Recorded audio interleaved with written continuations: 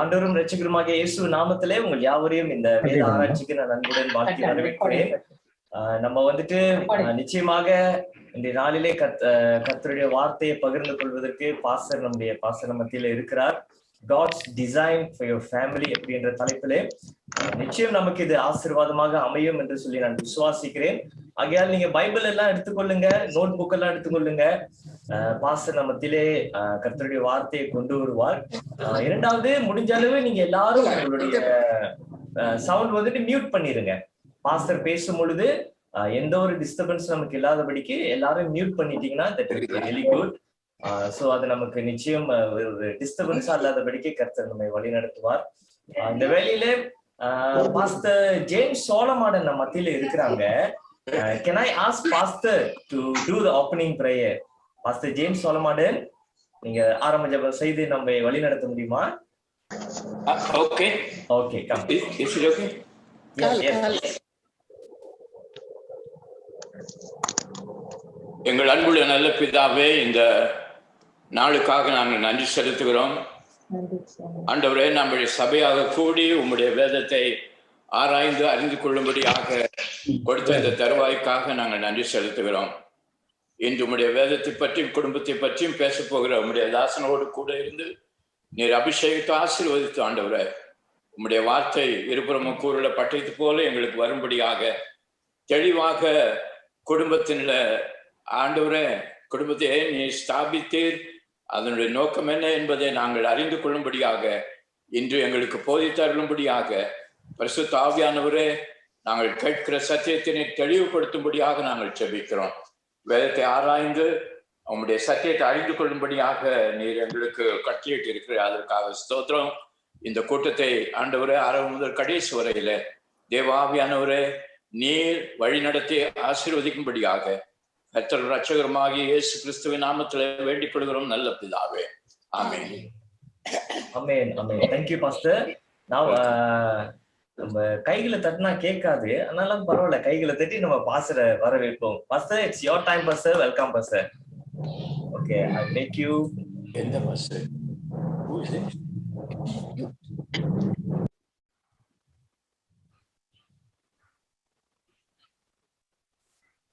சரி, ஆண்டவரும் இரட்சகருமாகிய கிறிஸ்து இயேசுவின் வல்லமையுள்ள நாமத்திலே உங்களை வாழ்த்துகிறேன். எனக்கு அருமையானவர்களே, மறுபடியும் சொல்கிறேன், உங்களை பார்ப்பதிலே அதிக மகிழ்ச்சி, சந்தோஷம். நிச்சயமாகவே கடவுள் இந்த நாளிலே நாம் இந்த விசேஷ ஊழியத்தின் மூலமாக இணைவதற்கு கடவுள் கொடுத்த இந்த வாய்ப்புக்காக நான் நன்றி சொல்கிறேன். எல்லாவற்றிற்கும் மேலாக உங்கள் போதகருக்கும் உங்களுக்கும் நான் நன்றி சொல்கிறேன்.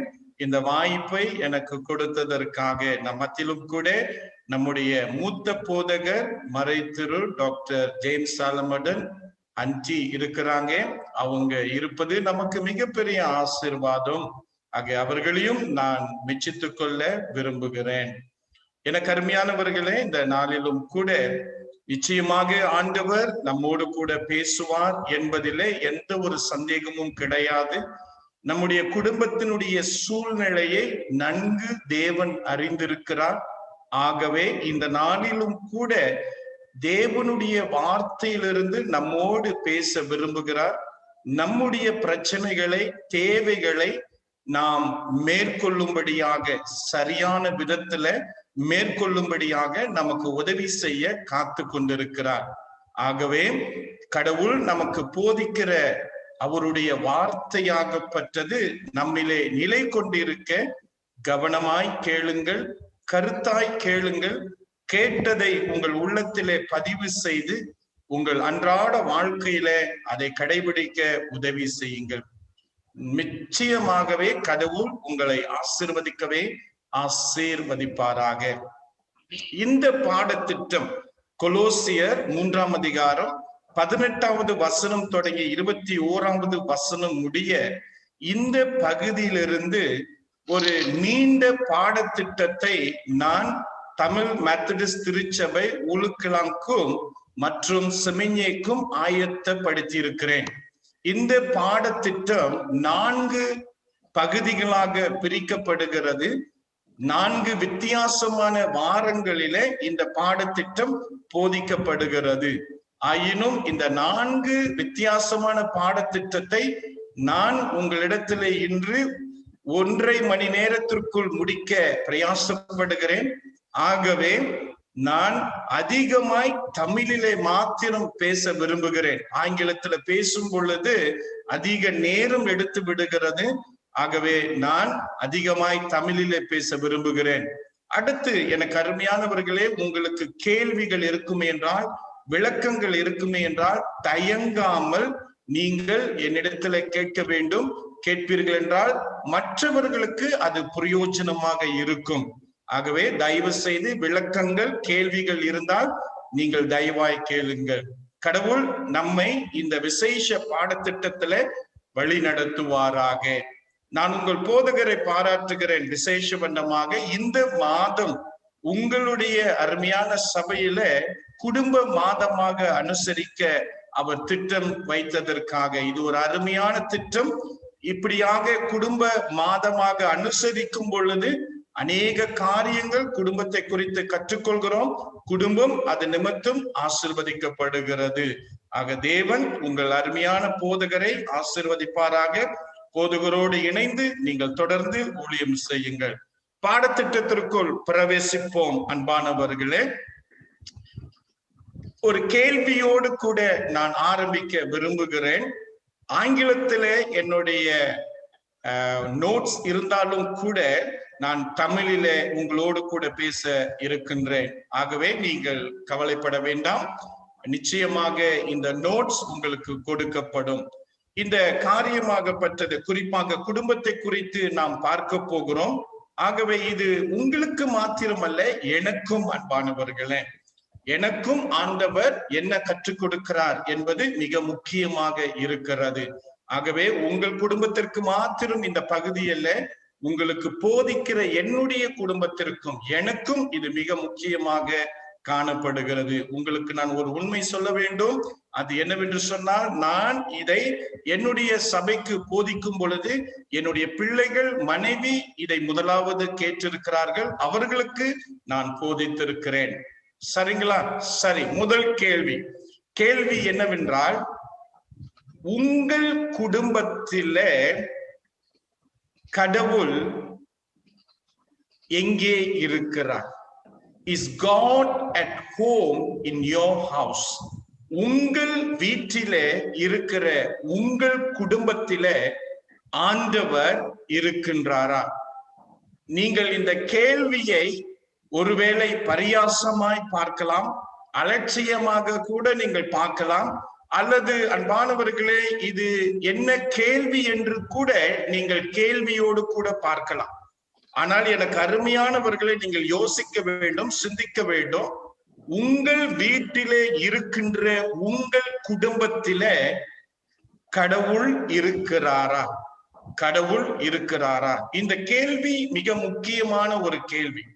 இன்று நீங்கள் உங்கள் கவனத்தில வைக்க வேண்டியது என்னவென்றால், ஒருவேளை உங்கள் வீட்டிற்கு ஒருவர் வருகிறார், உங்கள் வீட்டுக்கு ஒருவர் வருகிறார். அவர் மிகவும் அமைதியான முறையில வந்து உங்களுடைய வீட்டிலே அவர் அமர்ந்திருக்கையில அவர் எதை கவனிப்பார், அல்லது என்னென்ன காரியங்கள் அவருடைய கவனத்திற்கு வரும்? உங்கள் வீட்டிற்கு அவர் வரும் பொழுது உங்கள் வீட்டிலே ஒரு மாற்றம் இருக்குமா? ஒரு வித்தியாசம் இருக்குமா? மற்ற வீடுகளை போல அல்லாமல் உங்கள் வீடாகப்பட்டது ஒரு மாற்றத்தை உருவாக்குகின்ற ஒரு வீடாக காணப்படுமா? அந்த மாற்றம் ஏன் என்று சொன்னால், இயேசு கிறிஸ்துவினுடைய பிரசனத்தின் மூலமாக நீங்கள் கோபத்திலே அல்ல, தாழ்ந்த குணத்திலே, அதே வேளையில மற்றவர்களோடு கூட நீங்கள் அணுகும் முறை, மற்றவர்களோடு கூட நீங்கள் தொடர்பு கொள்ளுகிற முறை, இவைகளில ஒரு வித்தியாசம், ஒரு சாந்த குணம், ஒரு அமைதியான குணம் உங்களிலே காணப்படுமா? இது யோசிக்க வேண்டும். ஒருவர் அமைதியான நிலைமையிலே உங்கள் வீட்டுக்கு உங்களை சந்திக்க வந்தால், உங்கள் குடும்பத்திலே தேவ பிரசன்னம் இருக்கிறதா என்பதை அவரால் உணர்ந்து கொள்ள முடியுமா, விளங்கிக் கொள்ள முடியுமா, புரிந்து கொள்ள முடியுமா? Do you think anyone that comes to your house can recognize the presence of God? How a person recognizes the presence of God, friends, by seeing your attitude at home. ஒருவர் எப்படி தேவனுடைய பிரசன்னம் உங்கள் குடும்பத்திலே இருக்கிறது என்று சொல்லி விளங்கிக் கொள்வார் என்று சொன்னால், நான் நம்புகிறேன் நிச்சயமாகவே நீங்கள் நடந்து கொள்கிற விதம். ஆக நீங்கள் நடந்து கொள்கிற விதமாகப்பட்டது அன்பானவர்களே, இயேசு கிறிஸ்து உங்கள் குடும்பத்திலே இருக்கிறாரா என்பதை வெளிப்படுத்துகிறது. ஆகவே நீங்கள் யோசித்து பாருங்கள், உங்களை நீங்கள் ஆலோசித்து பாருங்கள், உங்கள் வீட்டிலே ஆண்டவர் இருக்கிறாரா என்று சொல்லி. ஒருவேளை அன்பானவர்களை நீங்கள் சொல்லலாம், நான் ஒரு கிறிஸ்தவன், என்னுடைய குடும்பம் ஒரு கிறிஸ்துவ குடும்பம், என்னுடைய குடும்பமாகப்பட்டது திருச்சபைக்கு போகிற ஒரு குடும்பம், நாங்கள் முறையாக ஞானஸ்தானம் பெற்ற ஒரு குடும்பம், நாங்கள் தொடர்ந்து பார்க்கும் பொழுது எங்கள் வாழ்க்கையிலே நடந்த எல்லா சம்பவங்களும் கிறிஸ்துவ முறைகளிலே நடந்திருக்கிறது, திருமணமும் கிறிஸ்துவ முறைகளிலே நடந்திருக்கிறது என்று சொல்லி. ஆகவே நீங்கள் சொல்லலாம், எங்களிலே, எங்கள் குடும்பத்திலே, எங்கள் வாழ்க்கையிலே கிறிஸ்துவத்தின் அடிப்படையிலே எல்லா தன்மைகளும் இருக்கிறபடியினாலே எங்கள் குடும்பத்திலே ஆண்டவர் இருக்கிறார் என்று நீங்கள் சொல்லலாம். அதுல எந்த ஒரு சந்தேகமும் கிடையாது. ஆயினும் அன்பானவர்களே, நீங்கள் யோசிக்க வேண்டியது என்னவென்றால், திருச்சபைக்கு போவது, திருச்சபையின் காரியங்களிலே ஈடுபடுவது, திருச்சபையினுடைய முறைமைகளிலே பொதுவாய் முறையாய் ஈடுபட்டு முன்னேறி செல்வது, இவைகள் யாவும் நாம் பின்பற்றுகிற மதத்தினுடைய காரியங்களாக இருக்கிறது. Whatever you are doing it today as a Christian, remember you are doing or fulfilling, completing religious activity. மதம் சார்ந்த காரியங்களை நீங்கள் நிறைவேற்றி கொண்டிருக்கின்றீர்கள். ஆயினும் அன்பானவர்களை, என்னுடைய கவனம் எதிலே இருக்கிறது என்று சொன்னால், நீங்கள், நான் நம்முடைய அன்றாட வாழ்க்கையிலே ஒரு கிறிஸ்தவராய் செய்ய வேண்டியதை செய்து கொண்டிருந்தாலும் கூட நம்முடைய தனிப்பட்ட உறவு கிறிஸ்து இயேசுவோடு எப்படி இருக்கிறது, அதுதான் என்னுடைய கவனம் அன்பானவர்களே. How about our personal relationship with Jesus Christ? ஏனென்றால் அன்பானவர்களே, கிறிஸ்து இயேசுவினுடைய பிரசன்னம் ஒரு குடும்பத்திலே இருக்க வேண்டும். அவருடைய பிரசன்னம் ஒரு குடும்பத்திலே இருக்கும் பொழுது, குடும்பத்திலே இருக்கிற ஒவ்வொருவரும் இயேசு கிறிஸ்துவை கொண்டிருக்க வேண்டும். ஆக இயேசு கிறிஸ்துவை கொண்டிருக்க வேண்டுமே என்று சொன்னால், கிறிஸ்துவை நாம் அழைத்து நமக்குள் அவர் ஊடுருவி வாழ வேண்டும். ஆக அப்படிப்பட்ட ஒரு நிலைமை உருவாக்கப்பட வேண்டும். It is not easy, dear people of God, to say that Jesus Christ is in me, with us at home. It is easy for us to say, but dear people of God, it is so important. The presence of God can be experienced within the concept of the family if you and I inviting the Lord Christ Jesus and asking him to come into our life and dwell in our heart. If that part is missing, then friends, saying that I am a Christian family, I am a Christian, we are coming from a Christian family, my home is a Christian home, it's all just merely becomes statement of religiosity. சரிங்களா? ஆகவே எனக்கு அருமையானவர்களே, என்னுடைய கேள்வி ஆரம்பத்திலே, என்னுடைய குடும்பத்திலே, உங்களுடைய குடும்பத்திலே கிறிஸ்து இயேசு இருக்கின்றாரா? அப்படி இருக்கிறார் என்று சொன்னால் அது எந்த அடிப்படையில காணப்பட வேண்டும் என் தனிப்பட்ட வாழ்க்கையிலே என் ஆண்டவரை நான் அழைத்து என்னிலே ஊடுருவி வாழும்படியாக அவருக்கு நான் இடம் கொடுத்திருக்கிறேன். அதன் அடிப்படையிலே நான் தொடர்ந்து அவரோடு கூட கொண்டிருக்கிற உறவிலே நான் தைரியமாய் சொல்ல முடியும், என் ஆண்டவர் என் குடும்பத்திலே இருக்கிறார் என்று சொல்லி. ஆக இந்த கேள்விக்கு நீங்கள் யாவரும் நானும் சரியான பதிலை வைத்திருக்க வேண்டும். நான் மறுபடியும் உங்களுக்கு எச்சரிக்கிறேன், கவனத்திற்கு கொண்டு வருகிறேன். என் அருமையானவர்களே, நாம் கிறிஸ்தவர்கள் கிறிஸ்தவத்தின் அடிப்படையிலே காரியங்களை செய்து வருகிறோம், செய்து கொண்டிருக்கிறோம், செய்தோம் என்பதினாலே கடவுள் என் குடும்பத்தில் இருக்கிறார் என்பது நிச்சயம் அல்ல. Once again, I'm giving a warning to all of you, including me, dear people of God, because I am a Christian, we are coming from Christian background, we are engaged with Christian activities, therefore we cannot say God is in my family. சரிங்களா? அதை கவனமாக நீங்கள் புரிந்து கொண்டபடினாலே நாம் அடுத்த கட்டத்திற்குள் செல்வோம். சிந்திப்பதற்கு, சரிங்களா? சிந்திப்பதற்கு என்று சொல்லும் பொழுது இன்று குடும்பமாகப்பட்டது அதிகமாய் பிரச்சனையிலே இருப்பதற்கு என்ன காரணம்? Why do you think today families are at risk? என்ன காரணம் என்று நீங்கள் நினைக்கிறீர்கள்? சரி, இதை குறித்து நம்ம என்ன செய்வோம், கொஞ்சம் பேசுவோம். உங்களுடைய பதில், உங்களுக்கு தெரியும், நான் சபையில பைபிள் ஸ்டடி நடத்தும் பொழுது ரொம்ப கேள்வி கேட்பேன், நீங்களும் நல்ல பதில் சொல்லுவீங்க. ஆக இப்ப நம்ம பேசலாம், தைரியமா பேசுங்க. நம்முடைய குடும்பத்துல மாத்திரமில்ல, பொதுவா ஒரு குடும்பத்துல பிரச்சனைகள் வருவதற்கு என்ன காரணம்? Why do you think Christian families are going through problems and we do see crisis at home? என்ன காரணம்? பேசலாமே. என்னது அமைதியா இருக்கிறீங்க? யாரு பேசுறா? முதல் கிரேஸ். சொல்லுங்கம்மா கிரேஸ்.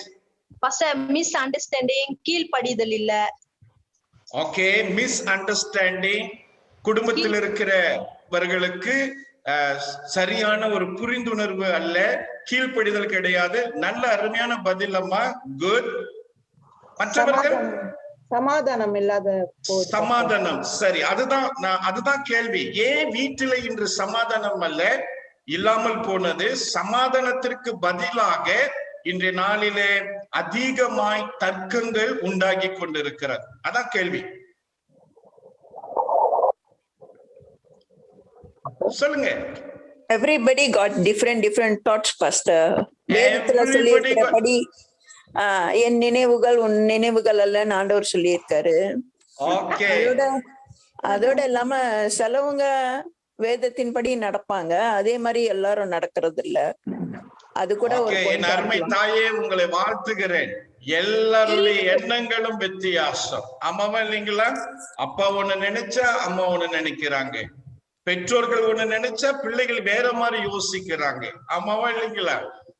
அது நானும் சந்திக்கிற ஒரு சவால். நீங்க நினைச்சிடாதீங்க பாஸ்டர் வந்துட்டு எல்லாத்துலயும் தேறிட்டாருன்னு. அப்படி சொன்னா உங்க முன்னுக்கு நான் இருப்பதற்கு தகுதியே கிடையாது. சரிங்களா?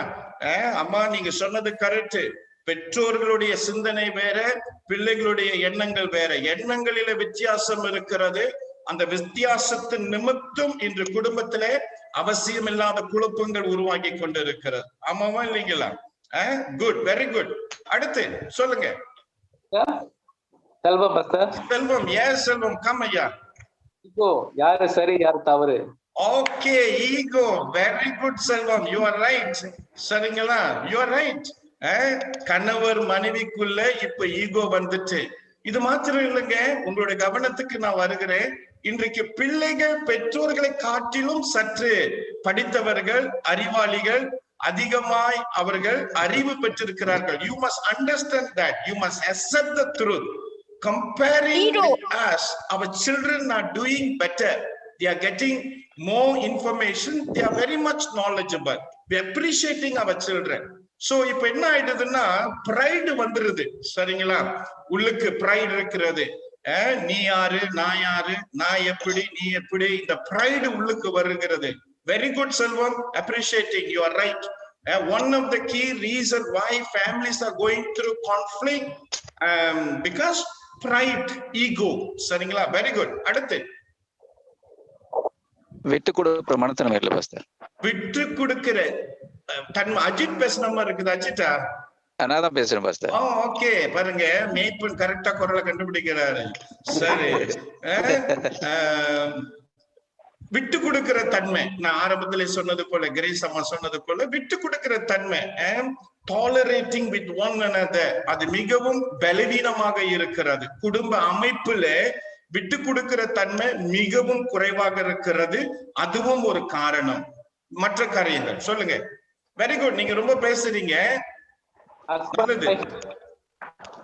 and wife both working and less time to communicate. சொல்லுங்கண்ணே. Husband and wife both are working, so less time, quality time they have. Okay, இன்னொரு நல்ல ஒரு பாயிண்ட் இருக்கிறது. கணவன் மனைவி வேலை செய்கிறபடினாலே அவர்களுக்குள்ளாக குறைவான நேரத்தை அவர்கள் ஒதுக்குகிறார்கள் தங்களுடைய சொந்த காரியத்திற்காக, பிள்ளைகளுக்கும் கூட. இது உண்மை அன்பானவர்களே. அநேக குடும்பம் உடைவதற்கு காரணம் பெற்றோர்கள் குழந்தைகளோடு, குழந்தைகள் பெற்றோர்களோடு சரியான அளவிலே தரம் நிறைந்த ஒரு நேரத்தை செலவு செய்யாதபடியினாலே. ஆகவே அன்பானவர்களே, நீங்கள் சொல்வதெல்லாம் உண்மை, அதுல எந்த ஒரு கேள்வியும் இல்லை. ஆக நாம் தொடர்ந்து கவனிப்போம். நீங்கள் சொன்னதெல்லாம் சரி, நீங்கள் சொன்னதெல்லாம் சரி. ஏற்றுக்கொள்ள வேண்டிய காரணங்கள் ஏன் இன்றைய நாட்களிலே அதிகமாய் எல்லா குடும்பங்களிலே பிரச்சனைகள் உண்டு, பிரச்சனைக்குரிய குடும்பங்களாக நாம் பார்க்கிறோம் என்று சொன்னால், என்னுடைய அனுபவத்துல ஒரு போதகராக 28 வருஷம் போதக ஊழியத்திலே பயணம் செய்த அந்த அனுபவத்துல நான் கண்ட ஒரு உண்மை என்னவென்று சொன்னால், அன்பானவர்களே, எல்லா பிரச்சனைகளையும், ஒவ்வொரு வித்தியாசமான பிரச்சனைகளையும் நான் சேர்த்து என்னுடைய கவனத்துல கொண்டு வரும் பொழுது அடிப்படை ஒரு காரணம் தான். அடிப்படை ஒரு காரணம் தான். அந்த காரணம் என்னவென்றால், நமக்கு கொடுக்கப்பட்ட ஆன்மீக வேதாகம மதிப்புகளை அல்லது ஒழுங்கை நாம் மீறும் பொழுது, when we are violating spiritual or biblical principle, then what happens? We are inviting problems to ourselves. இன்றைக்கு நம்முடைய குடும்ப வாழ்க்கையில, தனிப்பட்ட வாழ்க்கையாக இருக்கலாம், குடும்ப வாழ்க்கையாக இருக்கலாம், அது சபையினுடைய வாழ்க்கையாக கூட இருக்கலாம், நாம் அன்பானவர்களே இன்று அதிகமாய் பிரச்சனைகளை நாம் வரவழைப்பதற்கு என்ன காரணம் என்று சொன்னால், கடவுள் நமக்கு கொடுத்திருக்கிற விதிமுறைகளை, கடவுள் நமக்கு கொடுத்திருக்கிற ஒழுங்கை நாம் மீறுகிறபடினாலே. யோசித்து பாருங்கள், யோசித்து பாருங்கள்.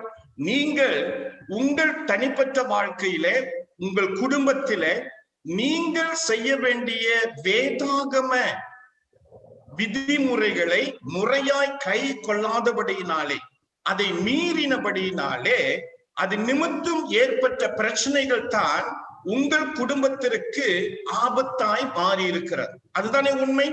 நானும் கூட ஒரு போதகராக இருந்தாலும் சரி, நான் என்னுடைய குடும்பத்துல நிறைவேற்ற வேண்டிய கடவுளுடைய விதிமுறைகளை முறையாய் நிறைவேற்றாமல் அதை மீறி நான் என் வாழ்க்கையை நடத்துவேன் என்று சொன்னால், காரியங்களை செய்வேன் என்று சொன்னால், வார்த்தைகளை விடுவேன் என்று சொன்னால், அது நிமித்தம் என் குடும்பம் பாதிப்புக்குள்ளாய் போகிறது. இதை நீங்கள் விளங்கிக் கொள்ள வேண்டும்.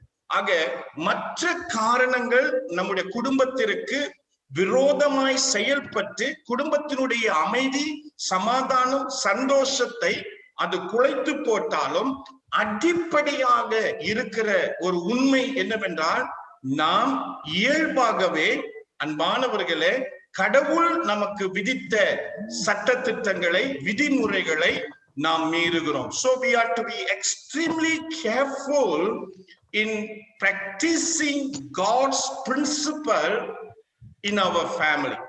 சரிங்களா? அது ரொம்ப மிக முக்கியம். இதை கவனத்துல நீங்க வைத்துக் கொள்ள வேண்டும். நீங்கள் நீங்கள் நினைவு கூற வேண்டும். ஒவ்வொன்றையும் நீங்கள் உங்கள் வாழ்க்கையை வைத்து நினைவு கூற வேண்டும். ஏன் உங்கள் வாழ்க்கையில பிரச்சனை, உங்கள் குடும்பத்துல பிரச்சனை? காரணம், கடவுளுடைய விதிமுறைகளை நாம் மீறி இருக்கிறோம் அன்பானவர்களே, மீறி வருகிறோம். அதுதான் அதனுடைய அடிப்படை காரணம். தொடர்ந்து நாம் அடுத்து பார்க்க இருக்கிறோம். விசேஷமாக வேதாகமம் ஒரு கிறிஸ்துவ குடும்பத்தை குறித்து எப்படி பேசுகிறது, கிறிஸ்துவ குடும்பத்தை குறித்து எப்படி வர்ணிக்கிறது, இது மிக முக்கியம். உங்களுக்கும் ஓரளவுக்கு தெரிந்திருக்க கூடும். அப்படி இல்லை என்று சொன்னால் அன்பானவர்களே, தயவு செய்து தொடர்ந்து வேதத்தை வாசித்து தியானித்து கற்றுக்கொள்ளுங்கள். வேதம் என்ன என்னுடைய குடும்பத்தை குறித்து பேசுகிறது. What the Bible talks about Christian family. சரிங்களா? ஆக அதன் அடிப்படையில நாம் பார்க்கும் பொழுது அன்பானவர்களே, இதுதான் ஒரு கிறிஸ்துவ குடும்பத்தில காணப்பட வேண்டிய கடவுளுடைய மதிப்புகள். அந்த மதிப்புகளை உங்களுக்கு முன்வைக்க ஆசைப்படுகிறேன். முதலாவதாக, family is the masterpiece of God's creation. கடவுளுடைய விசேஷமான ஒரு அழகான படைப்பு குடும்பமாக காணப்படுகிறது. நீங்கள் ஆதியாகமம் 1ஆம் அதிகாரம் 2ஆம் அதிகாரத்தை வாசிக்கும் பொழுது ஆண்டவர் ஒரு சிருஷ்டிகராக உலகத்தையும் உலகத்தில் உள்ள எல்லாவற்றையும் ஆண்டவர் படைத்தார் என்பதை குறித்து அங்கே பேசப்பட்டிருக்கிறார். ஆக ஆண்டவருடைய படைப்புல, கடவுளுடைய படைப்புல மிக விசேஷமான ஒரு படைப்பு என்னவென்று சொன்னால் குடும்பம். அன்பானவர்களே, ஆண்டவர் ஆதாமை உண்டாக்கி ஆதாமுக்கு ஏற்ற துணையாகிய ஏவாளை உருவாக்கி இருவரையும் கணவன் மனைவியாய் இணைத்து ஒரு குடும்பத்தை உருவாக்கினார். ஆகவே உங்களுடைய கவனத்துல, என்னுடைய கவனத்துல இருக்க வேண்டிய மிக முக்கியமானது என்னவென்றால், கடவுளுடைய படைப்புல குடும்பம் தான் ஒரு விசேஷமானது.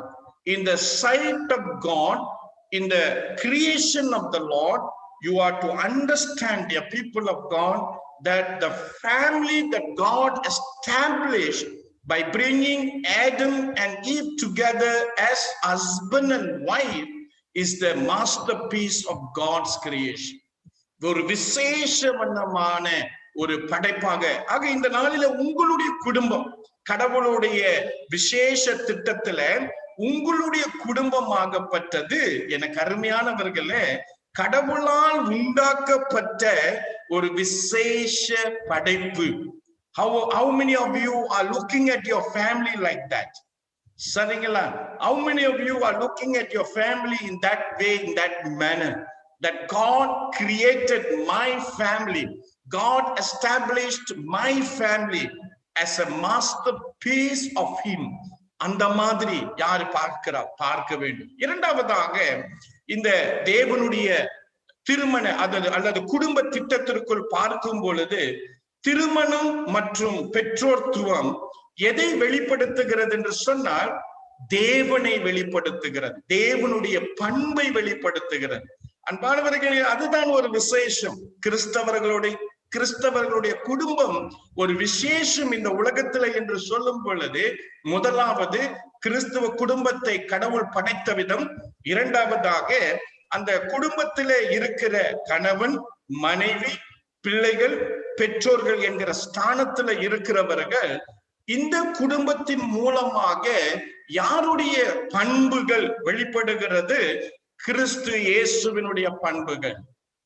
ஆகவே தான் ஒரு சவால். Your family and my family, all our family must reflect Jesus Christ. This is what we learn from the New Testament. What New Testament teaching, what Paul is teaching to us about family, every family must reflect Jesus Christ. ஆக அந்த அடிப்படையில தான் அன்பானவர்களே, குடும்பத்தில் இருக்கிற கணவன் மனைவி மற்றும் அன்பானவர்களே பிள்ளைகள் யாவரும் கிறிஸ்து இயேசுவினுடைய குணாதிசயத்தை அவர்கள் வெளிப்படுத்த வேண்டும். மூன்றாவது நாம் என்ன பார்க்கிறோம் என்று சொன்னால், பிள்ளைகளை குறித்து நாம் பார்க்கும் பொழுது நமக்கு நன்றாக தெரியும், பிள்ளைகள் கர்த்தரிடத்திலிருந்து கிடைக்கப்பெற்ற ஒரு கனி.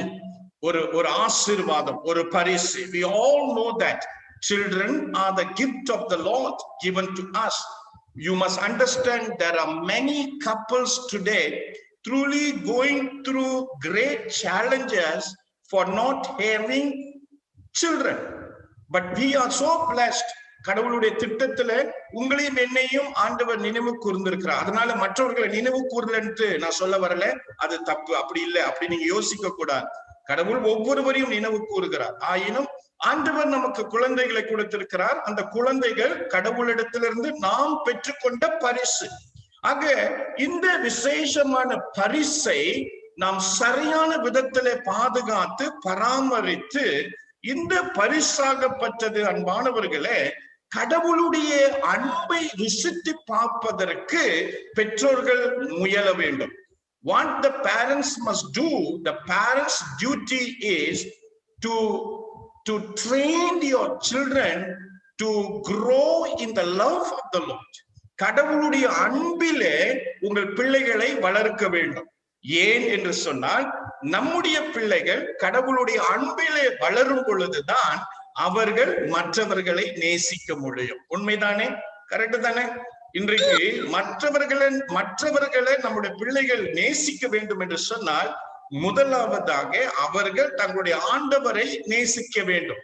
ஆக பிள்ளைகள் தங்களுடைய ஆண்டவரை நேசிக்க வேண்டும் என்று சொன்னால், அதை கற்றுக் கொடுக்க வேண்டியது, அந்த பழக்கத்துக்கு கொண்டு வர வேண்டியது பெற்றோர்களாகிய நீங்களும் நானும் தான். You and I must play the vital role teaching our children about our God and helping them to love our Lord. If you and I fail as a parents to teach about God and His love and helping our children to love our Lord, surely the people of God, they will not love others, including, அது உங்க வீட்டுல கூட பார்க்கலாம்.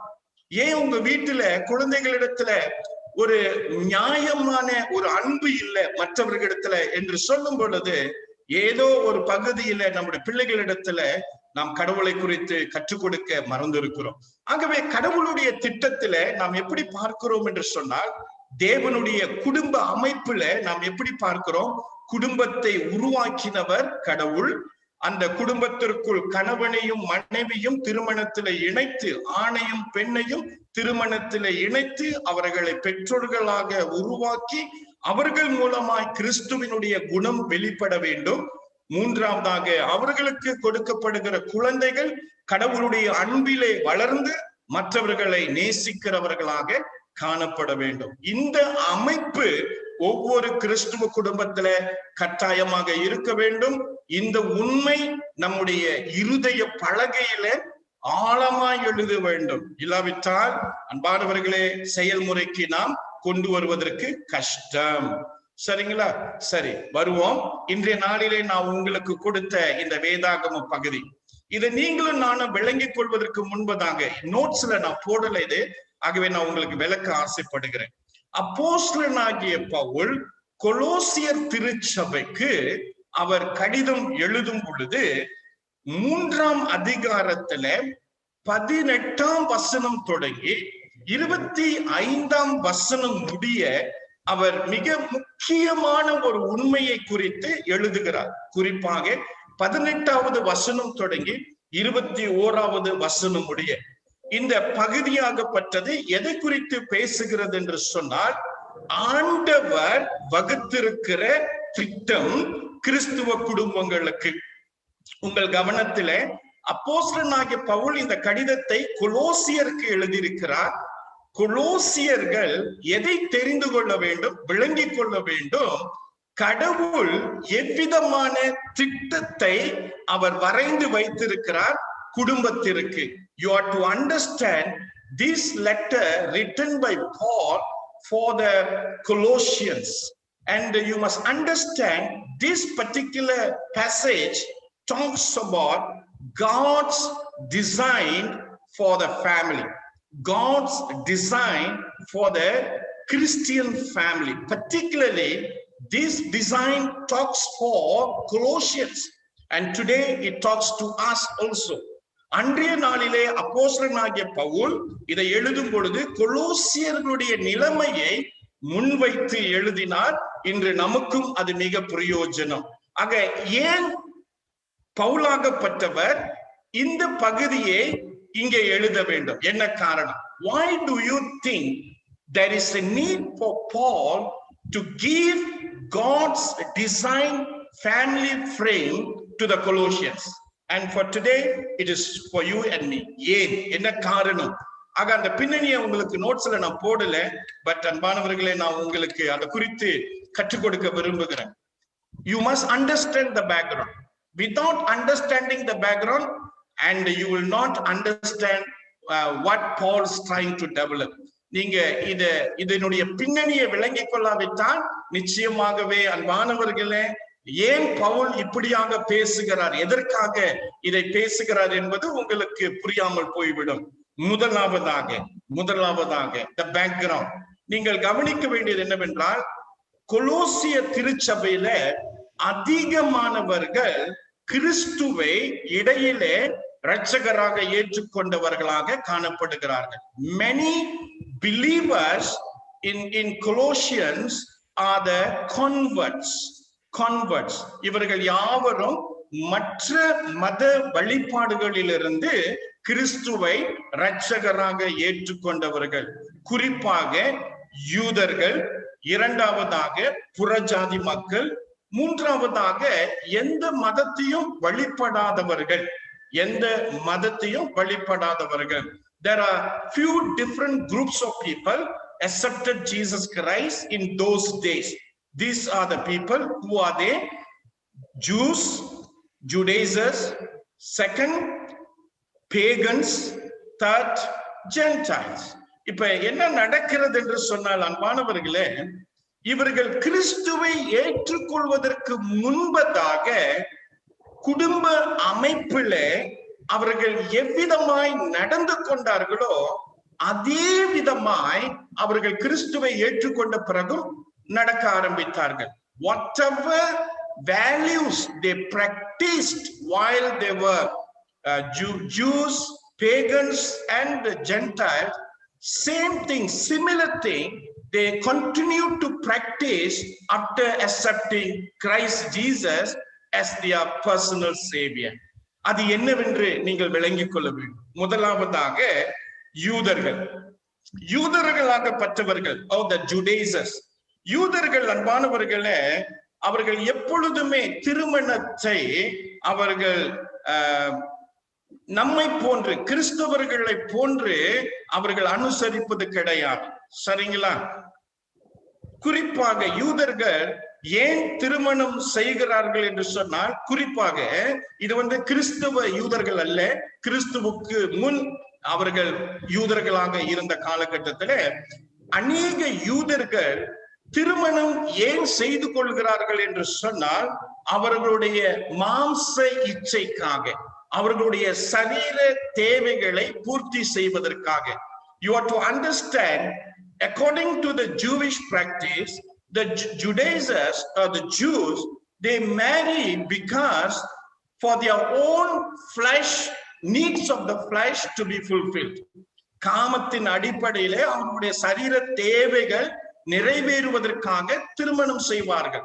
ஆக அப்படியாக திருமணம் செய்து அவர்களுடைய சரீர தேவைகள் அவர்கள் திருப்தி அடையும் பொழுது திருமணத்தை அலட்சியப்படுத்துவார்கள், மனைவியை அலட்சியப்படுத்துவார்கள்.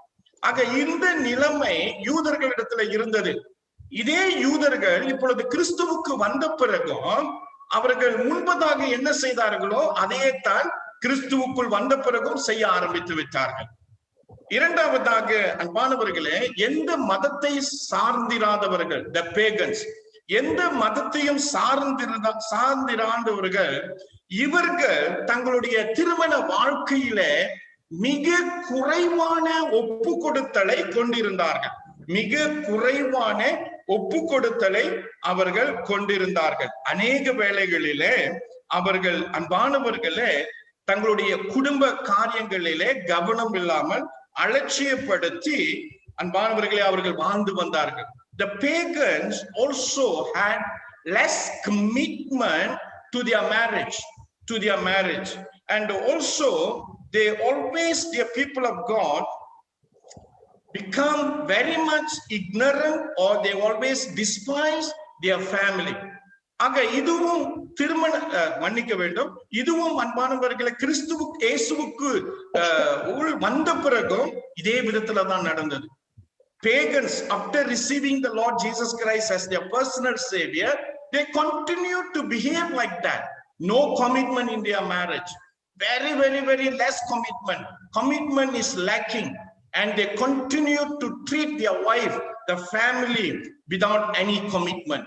So இந்த நிலைமை தொடர்ந்தது. மூன்றாவதாக, ஆண்கள், அது யூதர்களாக இருக்கட்டும் யூதர் அல்லாதவர்களாக இருக்கட்டும், அன்பானவர்களே, ஆண்கள் கிறிஸ்து இயேசுவை ஏற்றுக்கொள்வதற்கு முன்பதாக தங்களுடைய மத வழிபாட்டில இருக்கும் பொழுது அவர்கள் அதிகமாய் தங்களுடைய மனைவியையும் தங்களுடைய பிள்ளைகளையும் ஒரு பொருட்டாகத்தான் அவர்கள் கருதினார்கள். In the Judaism, within the context of Judaism, paganism, and also Gentile, how they actually treated the men.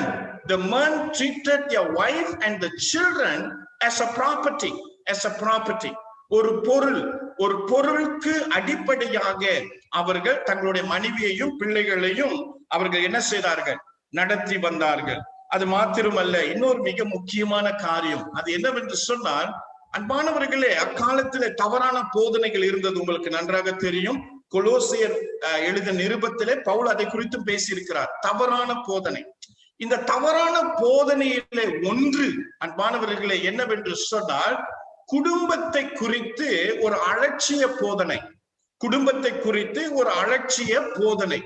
இந்த போதனையை யார் கொடுத்தது மக்களுக்கு?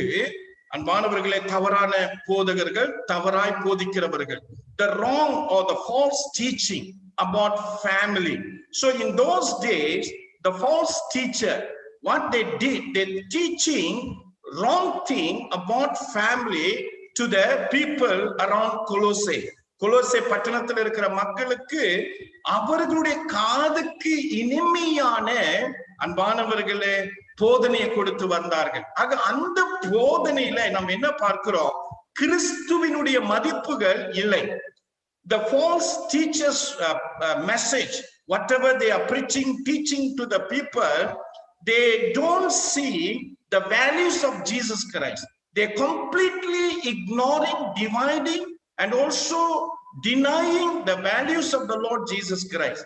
ஆக இதன் அடிப்படையில தான் அன்பானவர்களே, அப்போஸ்தலனாகிய பவுல் தன்னை சுற்றிலும் இருக்கிற மக்கள், கிறிஸ்தவர்கள் இன்னும் பழைய சாம்ராஜ்யத்துல தங்களுடைய குடும்பத்தை நடத்தி கொண்டிருக்கிறார்கள். எல்லாவற்றிற்கும் மேலாக தவறான போதனைகளும் குடும்பத்தினுடைய மதிப்பு, கிறிஸ்துவின் மூலமாக கொடுக்கப்பட்ட மதிப்பு இல்லாத ஒரு நிலைமை. ஆக இது ஒரு மிகப்பெரிய ஒரு பாதிப்பை உண்டு பண்ணபடினாலே இப்பொழுது பவுல் என்ன செய்கிறார்? கிறிஸ்து இயேசுவினுடைய வார்த்தைகளை கொண்டு அவருடைய திட்டத்தை இந்த பகுதியில எடுத்து கூறுகிறார். எதற்கு? மக்களை காப்பாற்ற, அவர்களுடைய குடும்பத்தை காப்பாற்ற. புரியுதுங்களா? விளங்கிடுச்சுங்களா? சோ பவுல் சும்மா எழுதல, ஏதோ எழுதல, கிடையவே கிடையாது. அங்க ஒரு பிரச்சனை இருக்கிறது. அந்த பிரச்சனைக்கு சரியான பதிலை கொடுப்பதற்குத்தான் இந்த கடிதம் எழுதப்பட்டது. இந்த கடிதத்துல இந்த பகுதி உங்களுக்கு நன்றாக தெரிந்த ஒரு பகுதி. இதன் பின்னாலும் ஒரு பிரச்சனை இருந்தது. அதை நாம் விளங்கி கொண்ட பிறகு அடுத்து நாம் கவனிப்போம். அன்பானவர்களே, how does the Bible define a good Christian family? சரி, இப்ப பேசலாமா? கொஞ்சம் பேசலாம். ரொம்ப நானே பேசிட்டு இருந்தா ரொம்ப கஷ்டமா தான் இருக்கணும். ஓகே, பேசுங்க, நீங்க பேசுங்க. How to define a family, a good Christian family? ஒரு குடும்பம் நல்லதொரு கிறிஸ்துவ குடும்பம் என்று சொல்லி நாம் எப்படி அதை நிர்ணயிப்பது? How to define? நான் எப்பொழுதும் உங்களுக்கு சொல்லுவேன், உங்களுக்கு ஞாபகம் இருக்குதுங்களா? எந்த பதிலும் தவறு கிடையாது. எந்த பதிலும் தவறு கிடையாது. அது இன்னும் நான் பயன்படுத்தி வருகிறேன். எந்த பதில நீங்க கொடுத்தாலும் அதுல தவறு கிடையாது. சரிங்களா? தைரியமா சொல்லுங்க. So and so family is a Christian family. குடும்பத்துல அன்பும் சமாதானமா இருக்கணும் பாஸ்டர். எஸ்தர், எஸ்மா எஸ்தர், சொல்லுமா, சத்தமா சொல்லுமா. குடும்பத்துல அன்பும் சமாதானமும் இருக்கணும். Very good, very good. அன்பும் சமாதானமும் இருக்கணும். அன்பு இல்லைன்னா வம்பு வந்துடும். ஆமாவா இல்லையா? சமாதானம் இல்லைன்னா அப்புறம் முடிய பிடிச்சிட்டு சண்டை போட வேண்டியதுதான். குட் மா, good, great. How about others? Good, நீங்க பார்ட்டிசிபேட் பண்றீங்க, ரொம்ப நல்லது. சொல்லுங்க மற்றவர்கள். Always. Okay, செல்வம் கொஞ்சம் கிட்ட பேசுங்கண்ணே. Always show respect to others, I mean to the wife. Okay, very good. குடும்பத்துல தகப்பன், தாய், பிள்ளைகள் நமக்குள்ளாக ஒருவருக்கொருவர் மரியாதை செலுத்தப்பட வேண்டும், மரியாதைக்குரியவர்களாய் நடத்தப்பட வேண்டும். Very good, very good. அடுத்து எஸ் என்டி சொல்லுங்கண்ணே. Don't be authoritative. Don't be authoritative. Yes, you are right. அநேக வேளைகளில நாம் அதிகாரம் பண்ணுகிறவர்களாக இருக்கிறோம். சரிங்களா? அது கணவராக இருக்கலாம், சில வேளைகளில மனைவியாக இருக்கலாம், சில வேளைகளில பெற்றோர்கள் பிள்ளைகளுடைய பராமரிப்புல இருக்கிறபடினாலே பிள்ளைகளும் கூட இந்த நிலைமையில அவர்கள் செயல்படலாம். Very true, very true. First ஆண்டவரோட சுபாவங்கள் நம்மளுக்கு இருக்கணும். ஓகே, தர்மாயா சொல்லி இருக்கிறாங்க, ஆண்டவருடைய சுபாவம், ஆண்டவருடைய பண்புகள் இருக்க வேண்டும். அது ஆரம்பத்துல நான் சொன்னேன் அல்லவா, நம் கிறிஸ்துவ குடும்பமாகப்பட்டது கிறிஸ்துவை பிரதிபலிக்கப்பட வேண்டும். கிறிஸ்துவை பிரதிபலிக்கப்பட வேண்டும் என்றால் கிறிஸ்துவினுடைய பண்புகள் குடும்பத்துல காணப்பட வேண்டும். வெரி குட் ஐயா, வெரி குட். மற்றவர்கள் சொல்லுங்க. No answer is wrong. Try. தேவனுடைய வார்த்தைக்குள் ஜோஷுவா சொல்றாரு. Yes Joshua. பெரியவங்களுக்கு கீழ்ப்படியணும். பெரியவங்களுக்கு கீழ்ப்படியணும். I say $1 million answer ஐயா நீ கொடுத்தது. பெரியவர்களுக்கு கீழ்ப்படியணும். நீ சரியா சொல்லிட்ட ஐயா. அது ரொம்ப முக்கியம். இப்ப நம்ம ஜோஷுவாவை கேக்குறேன். ஜோஷுவா நீ எப்படி சொல்லுங்கண்ணே? அன்மியூட் பண்ணியா?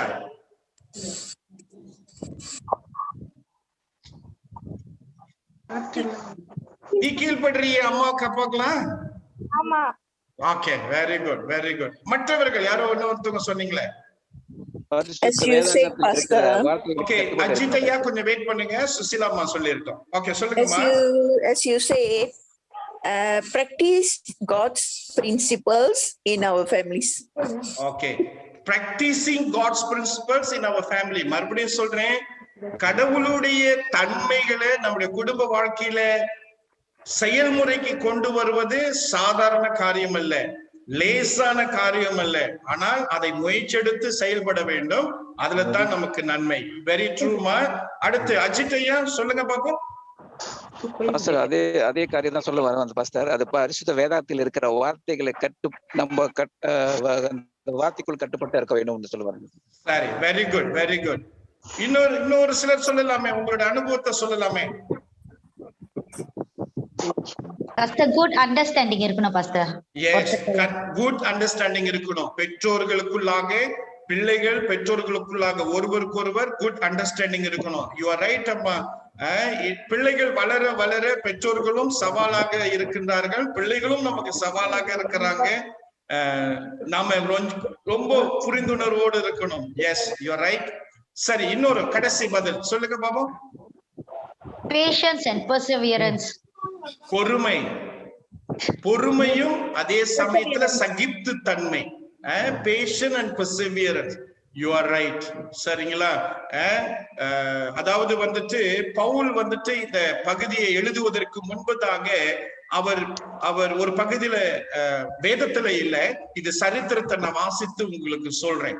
பவுல் என்ன பார்த்தாருன்னு சொன்னா, ஆண்கள் மிக குறைவாக அலட்சிய போக்குல மனைவிகளையும் பிள்ளைகளையும் நடத்தும் பொழுது, மனைவியும் பிள்ளைகளும் அப்பாவுக்கு விரோதமா எழும்பாம, அப்பாவுக்கு எதிரா நின்று சண்டை போடாம அவங்க ரொம்ப பொறுமையோடு சகித்து போனாங்களாம் அந்த காலத்துல. I'm talking about during Paul's time, what happens among the Judaizers, the Jews, pagans, Gentiles, how the man treated the wife and the children.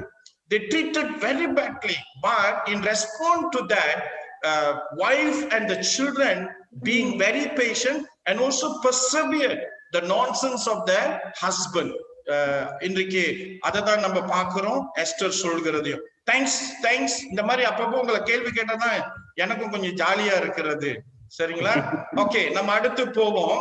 அன்பானவர்களே, மிக முக்கியமாக நம்ம பார்க்கும் பொழுது நான் மறுபடியும் சொல்லுகிற ஒரே ஒரு காரியம் என்னவென்றால், wherever biblical principles being applied to the people of God and fulfilled, surely the family will reflect Jesus Christ. So அதன் அடிப்படையிலே நாம் தெளிவுபடுத்தப்படலாம், இதுதான் உண்மையான ஒரு கிறிஸ்துவ குடும்பம் என்று சொல்லி. So மறுபடியும் வருகிறேன், God's given rules for the family must be practiced. கடவுள் குடும்பத்திற்கு கொடுத்திருக்கிற ஒழுங்கை நாம் முறையாக பின்பற்ற வேண்டும். அதைத்தான் இந்த அடுத்தடுத்த வசனத்துல நம்ம பார்க்க போகிறோம். சரி, 18வது வசனம் வாசிங்க. வருது, தமிழ்ல வாசிங்க. மனைவிகளே, கர்த்தரு கேட்கும்படி உங்கள் புருஷருக்கு கீழ்ப்படியுங்கள். சரிமா, தேங்க்யூ வெரி மச். இங்கே முதலாவதாக கடவுள் குடும்பத்தின் அமைப்பிலே ஒவ்வொருவருக்கும் ஒரு ஒழுங்கை கொடுத்திருக்கிறார். Friends, you are to understand, I need to understand that the plan that God actually drawn, we need to see within that plan everyone has different role to play. சரிங்களா? Everyone must play different role within the frame of the family that has been given to us by God. கடவுள் நமக்கு கொடுத்திருக்கிற குடும்ப திட்டத்தில, வரைபடத்தில ஒவ்வொருவருக்கும் ஒரு பொறுப்பு இருக்கிறது. ஆக அதைத்தான் உங்களுக்கு மறுபடியும் ஞாபகப்படுத்த விரும்புகிறேன் அல்லது கற்றுக் கொடுக்க விரும்புகிறேன். முதலாவதாக, wife to submit to a husband. சரிங்களா? wife to submit to a husband. அதற்கு என்ன அர்த்தம் என்று சொன்னால், அநேக வேளைகளிலே நாம் புரிந்து கொள்கிற விதம் தவறாக இருக்கிறது. அநேக வீட்டிலே, குடும்பத்திலே கணவர் இந்த வசனத்தை பயன்படுத்தி தன்னுடைய மனைவியை அதிகாரம் செய்வதை நான் பார்க்கிறேன். அடிமைத்தனத்தோடு அதிகாரம் செய்வதை நான் பார்க்கிறேன். அலட்சியப்படுத்துவதை நான் பார்க்கிறேன். இது மிகப்பெரிய தவறு அன்பானவர்களே. கணவர் இந்த வசனத்தினுடைய பொருளை எடுத்து நீங்கள் அவ்வண்ணமாக உங்கள் மனைவியை நடத்துகிறது தவறு. அதாவது, நான் புருஷன், குடும்ப தலைவன், நான் அதிகாரத்துல இருக்கிறேன், ஆகவே என் அதிகாரத்திற்குள் இருக்கிற நீ எனக்கு கீழ்ப்படிய வேண்டும் என்று சொல்லி அதிகாரத்தோடு அடிமைத்தனத்தோடு அலட்சியப்படுத்தி மனைவியை நடத்துவது மிகப்பெரிய தவறு. ஆக அதை சரிப்படுத்தத்தான் பவுல் சொல்லுகிறார். என்ன சொல்லுகிறார்? wife to submit அப்படின்னா ஒரு மனைவியினுடைய பொறுப்பு என்ன, கடவுளுடைய திட்டத்தில மனைவியினுடைய ஒழுங்கு என்ன என்றால், அன்பானவர்களே, willingly placing herself under the authority of a husband. அப்படி என்றால், மனைவியாகப்பட்டவர் கணவன், குடும்பத்தினுடைய தலைவன். ஆக குடும்பத்தினுடைய தலைவனாகிய கணவனுக்கு மனைவியாகப்பட்டவர் ஒத்தாசையாக செயல்படுகிற ஒரு நிலைமை. நீங்கள் கவனமாய் கேளுங்க. மனைவியாகப்பட்டவர் தன்னுடைய கணவன் குடும்பத்தினுடைய தலைவன் என்ற அந்த நிலைமையை உணர்ந்து அறிந்து அந்த உண்மையை புரிந்து கொண்டு அந்த உண்மைக்குள்ளாக தன்னை ஒப்பு கொடுக்கிறார். எவ்விதத்துல ஒப்பு கொடுக்கிறார்? அன்பானவர்களே, சுய விருப்பத்தோடு அவள் கணவனோடு கூட தொடர்ந்து பயணம் செய்ய அவள் ஒப்பு கொடுக்கிறவரால் இருக்கிறார்.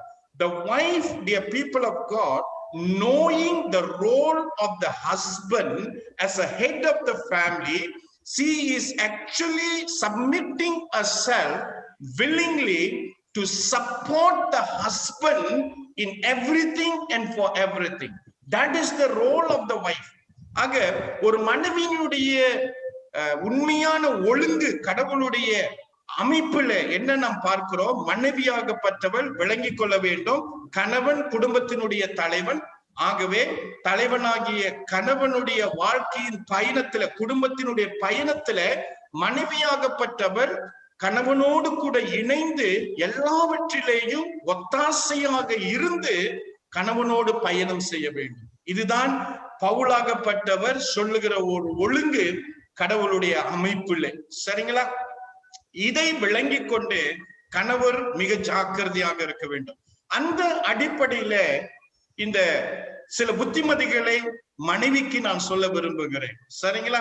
மனைவியாகப்பட்டவர்கள் உங்களுடைய கவனத்திற்கு இதெல்லாம் வேத அமைப்புல நான் சொல்லுகிறேன். முதலாவதாக அன்பானவர்களே, உங்கள் கணவர் குடும்பத்தினுடைய தலைவர். அவருக்கு நீங்கள் ஒத்தாசையாக நீங்கள் செயல்பட வேண்டும். அதன் அடிப்படையில முதலாவது நீங்கள் தெரிந்து கொள்ள வேண்டியது என்னவென்றால், உங்களுடைய எதிர்பார்ப்பு அன்பானவர்களே நிஜமாய் காணப்பட வேண்டும். Your expectations towards your husband must be realistic. No unrealistic expectation. இது ரொம்ப கவனமா இருக்கணும். அநேக குடும்பத்துல மனைவிமார்கள் தங்களுடைய கணவனிடத்துல நிஜத்திற்குரிய ஒரு எதிர்பார்ப்பு கிடையாது. அநேக வேளைகளில நிஜமற்ற ஒரு எதிர்பார்ப்பை அவர்கள் என்ன செய்யறாங்க? எதிர்பார்க்கிறாங்க. ஒரு உதாரணம் நான் சொல்றேன்.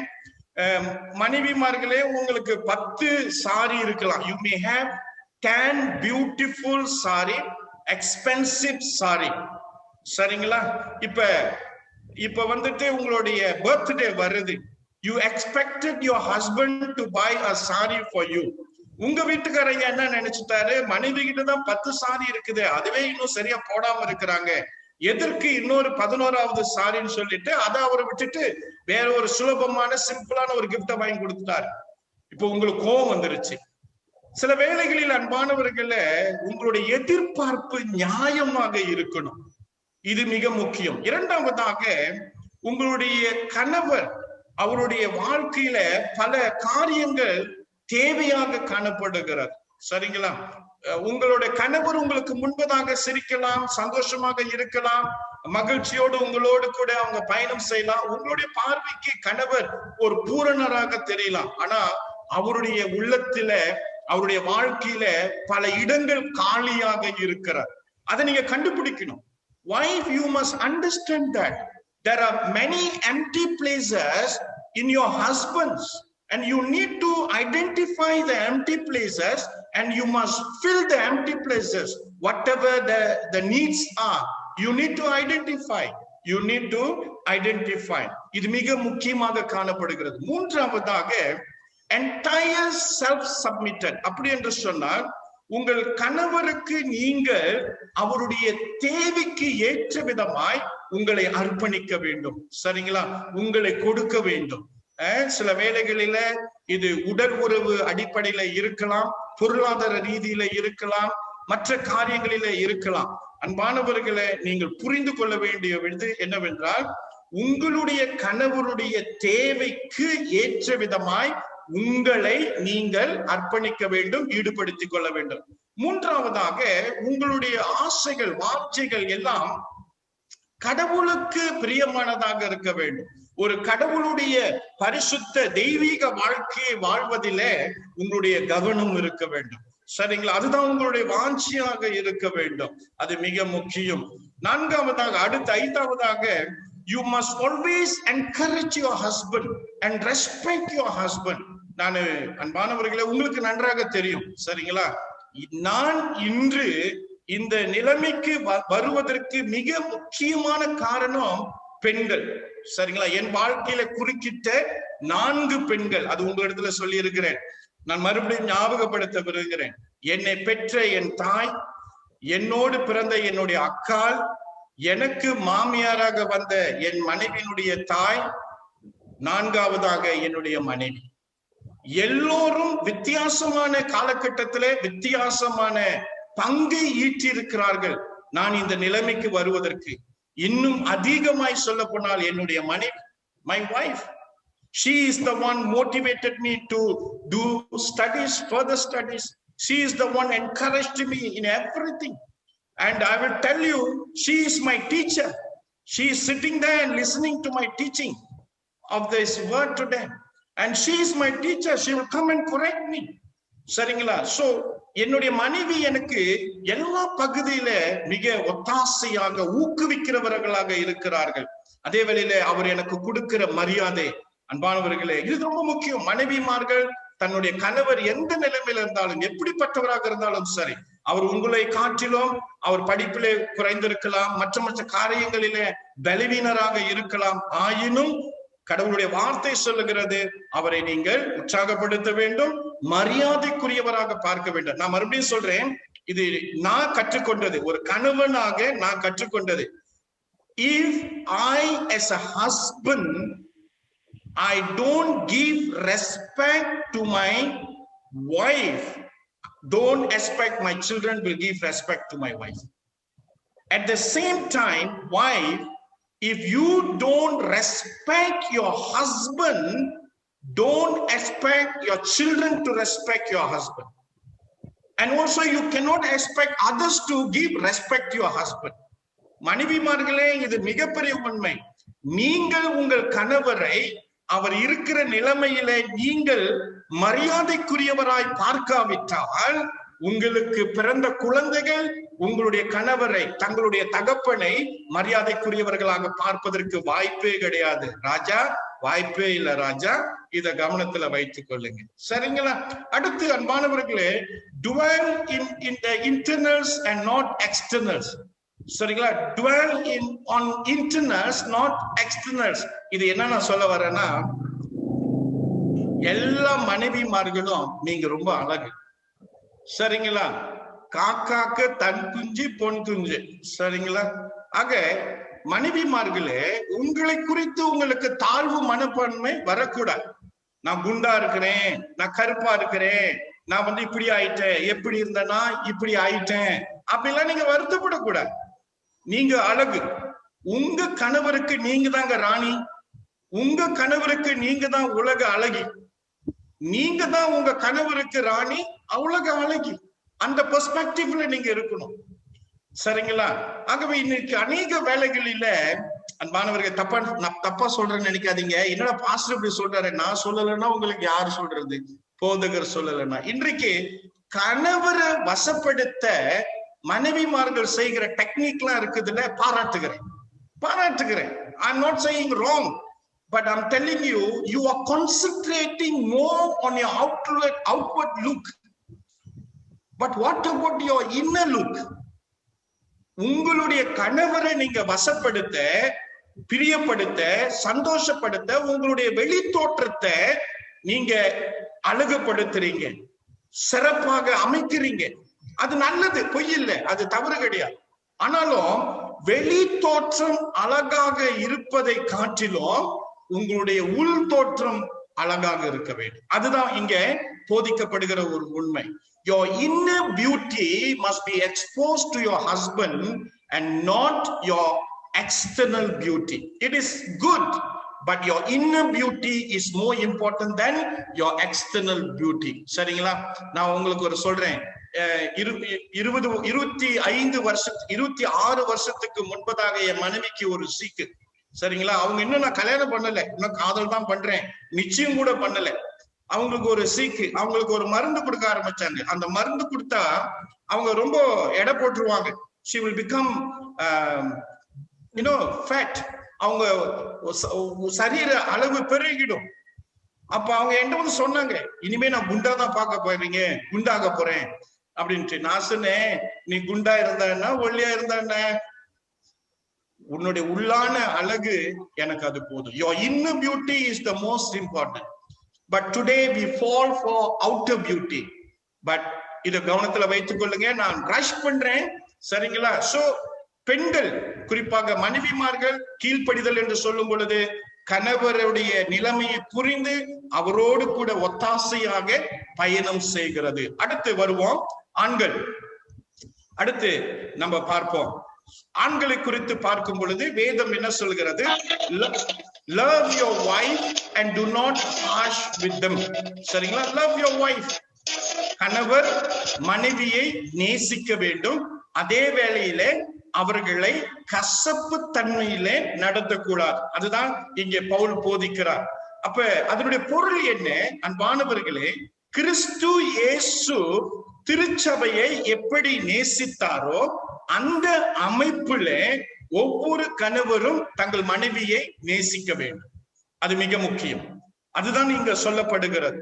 ஆக ஒவ்வொரு கணவரும் இயேசு கிறிஸ்து எவ்விதத்தில தன்னுடைய சபையை நேசித்தாரோ அவ்விதத்தில நேசிக்கும் பொழுது மனைவியை ஒரு பொழுதும் கசப்புல நடத்த வாய்ப்பே கிடையாது. சரி, இன்றைக்கு நம்ம பார்ப்போம். நீங்க பதில் சொல்ல வேண்டாம். எத்தனை மனைவிமார்கள் இந்த இடத்துல கசப்போட இருக்கிறீங்க? Tell the truth and shame the devil. There are many of you, my dears. There are many of you, those who are seated here and listening to the God's word. ஏதோ ஒரு பகுதியில, ஏதோ ஒரு காரணத்தினால, ஏதோ ஒரு காரியத்தினால உங்களோட உள்ளத்துல ஒரு கசப்பு தன்மை இருக்கிறது. ஒரு கசப்பு தன்மை. அந்த கசப்பு தன்மையே உங்கள் கணவர் நிமித்தம். உங்கள் கணவராகப்பட்டவர் உங்களை பார்க்க வேண்டிய விதத்துல பார்க்காமல், நடத்த வேண்டிய விதத்துல நடத்தாமல், உங்களுக்கு ஏதோ ஒரு பகுதியில குறை வைத்திருக்கிறார். அந்த குறையின் நிமித்தம் உங்களுக்குள் ஒரு பாரம் இருக்கிறார். சரிங்களா? ஆக இன்றைக்கு அநேக குடும்பத்துல இதை நான் பார்க்கிறேன், இதை நான் பார்த்து வருகிறேன். சரிங்களா? இது நான் இன்னும் கொஞ்சம் ஆழமா போலாம், but I don't want to go there, but I am telling you. கணவர்மார்கள் கவனமாக பாருங்கள், கவனமாக கேளுங்கள். என்னையும் சேர்த்து நான் சொல்லுகிறேன். எந்த வயதுல உங்கள் மனைவி இருந்தாலும் சரி, எந்த நிலைமையில உங்கள் மனைவி இருந்தாலும் சரி, உங்கள் மனைவியை நீங்கள் கசப்பு தன்மையோடு கூட நடத்தக்கூடாது. அப்படி செய்வது தவறு. ஆகவே கிறிஸ்து எப்படி சபையை நேசித்தாரோ அவ்விதத்துல உங்கள் மனைவியை நீங்கள் நேசிக்க வேண்டும். எப்படி கிறிஸ்து தன்னுடைய சபையை நேசித்தார்? முதலாவதாக தியாக அன்போடு கூட அவர் தன்னையே தன் சபைக்கு ஆண்டவர் கொடுத்தவராக காணப்பட்டார். Christ Jesus given himself to the church. ஆக அந்த அகாப்பே அன்பு, தியாக அன்பு. ஆக கணவருக்கு இருக்க வேண்டியது தன்னுடைய மனைவியின் இடத்துல, குறிப்பாக அன்பில தியாகம். அன்பானவர்கள், தியாகம். நான் அடிக்கடிக்க சொல்லி இருக்கிறேன், சொல்லுவேன். நீங்க உங்க மனைவியை கல்யாணம் பண்ணும் பொழுது அவங்க ரொம்ப அழகா இருந்தாங்க, சரீரபூர்வமாக நல்ல ஒரு அமைப்புல இருந்தாங்க, அவங்க வசதியா இருந்தாங்க, செல்வாக்கா இருந்திருக்கலாம். ஆனா திருமணத்துக்கு பிறகு உங்களுக்கு பிள்ளைகளை பெற்றுக் கொடுத்த பிறகு அவங்களுடைய சரீர அமைப்பு மாறிட்டு, அவங்களுடைய நிலைமை மாறிட்டு, அவங்களுடைய அழகுல ஒரு மாற்றம், எல்லாவற்றிலும் ஒரு மாற்றம். அதனால அன்பானவர்களே, அவங்களை நீங்க வெறுக்க முடியாது, அவங்களை நீங்க தள்ளிவிட முடியாது, அவங்களை நீங்க குறை பேச முடியாது. ஏன்னா அவங்களை நீங்க சந்தித்த முதல் நாளே உங்க கண்களுக்கு அவங்கதான் உலகத்திலே அழகு. Can you agree to that? ஆமாதானே? அதானே உண்மை. நீங்க உங்க மனைவிய முதல் நாள்ல பாத்தீங்களே, அவங்கதாங்க உங்க கண்களில உலகத்துல அழகான ஒரு பெண். ஆக அந்த அமைப்புல நீங்க தியாகத்தன்மையோடு உங்க மனைவியை பார்க்கணும்.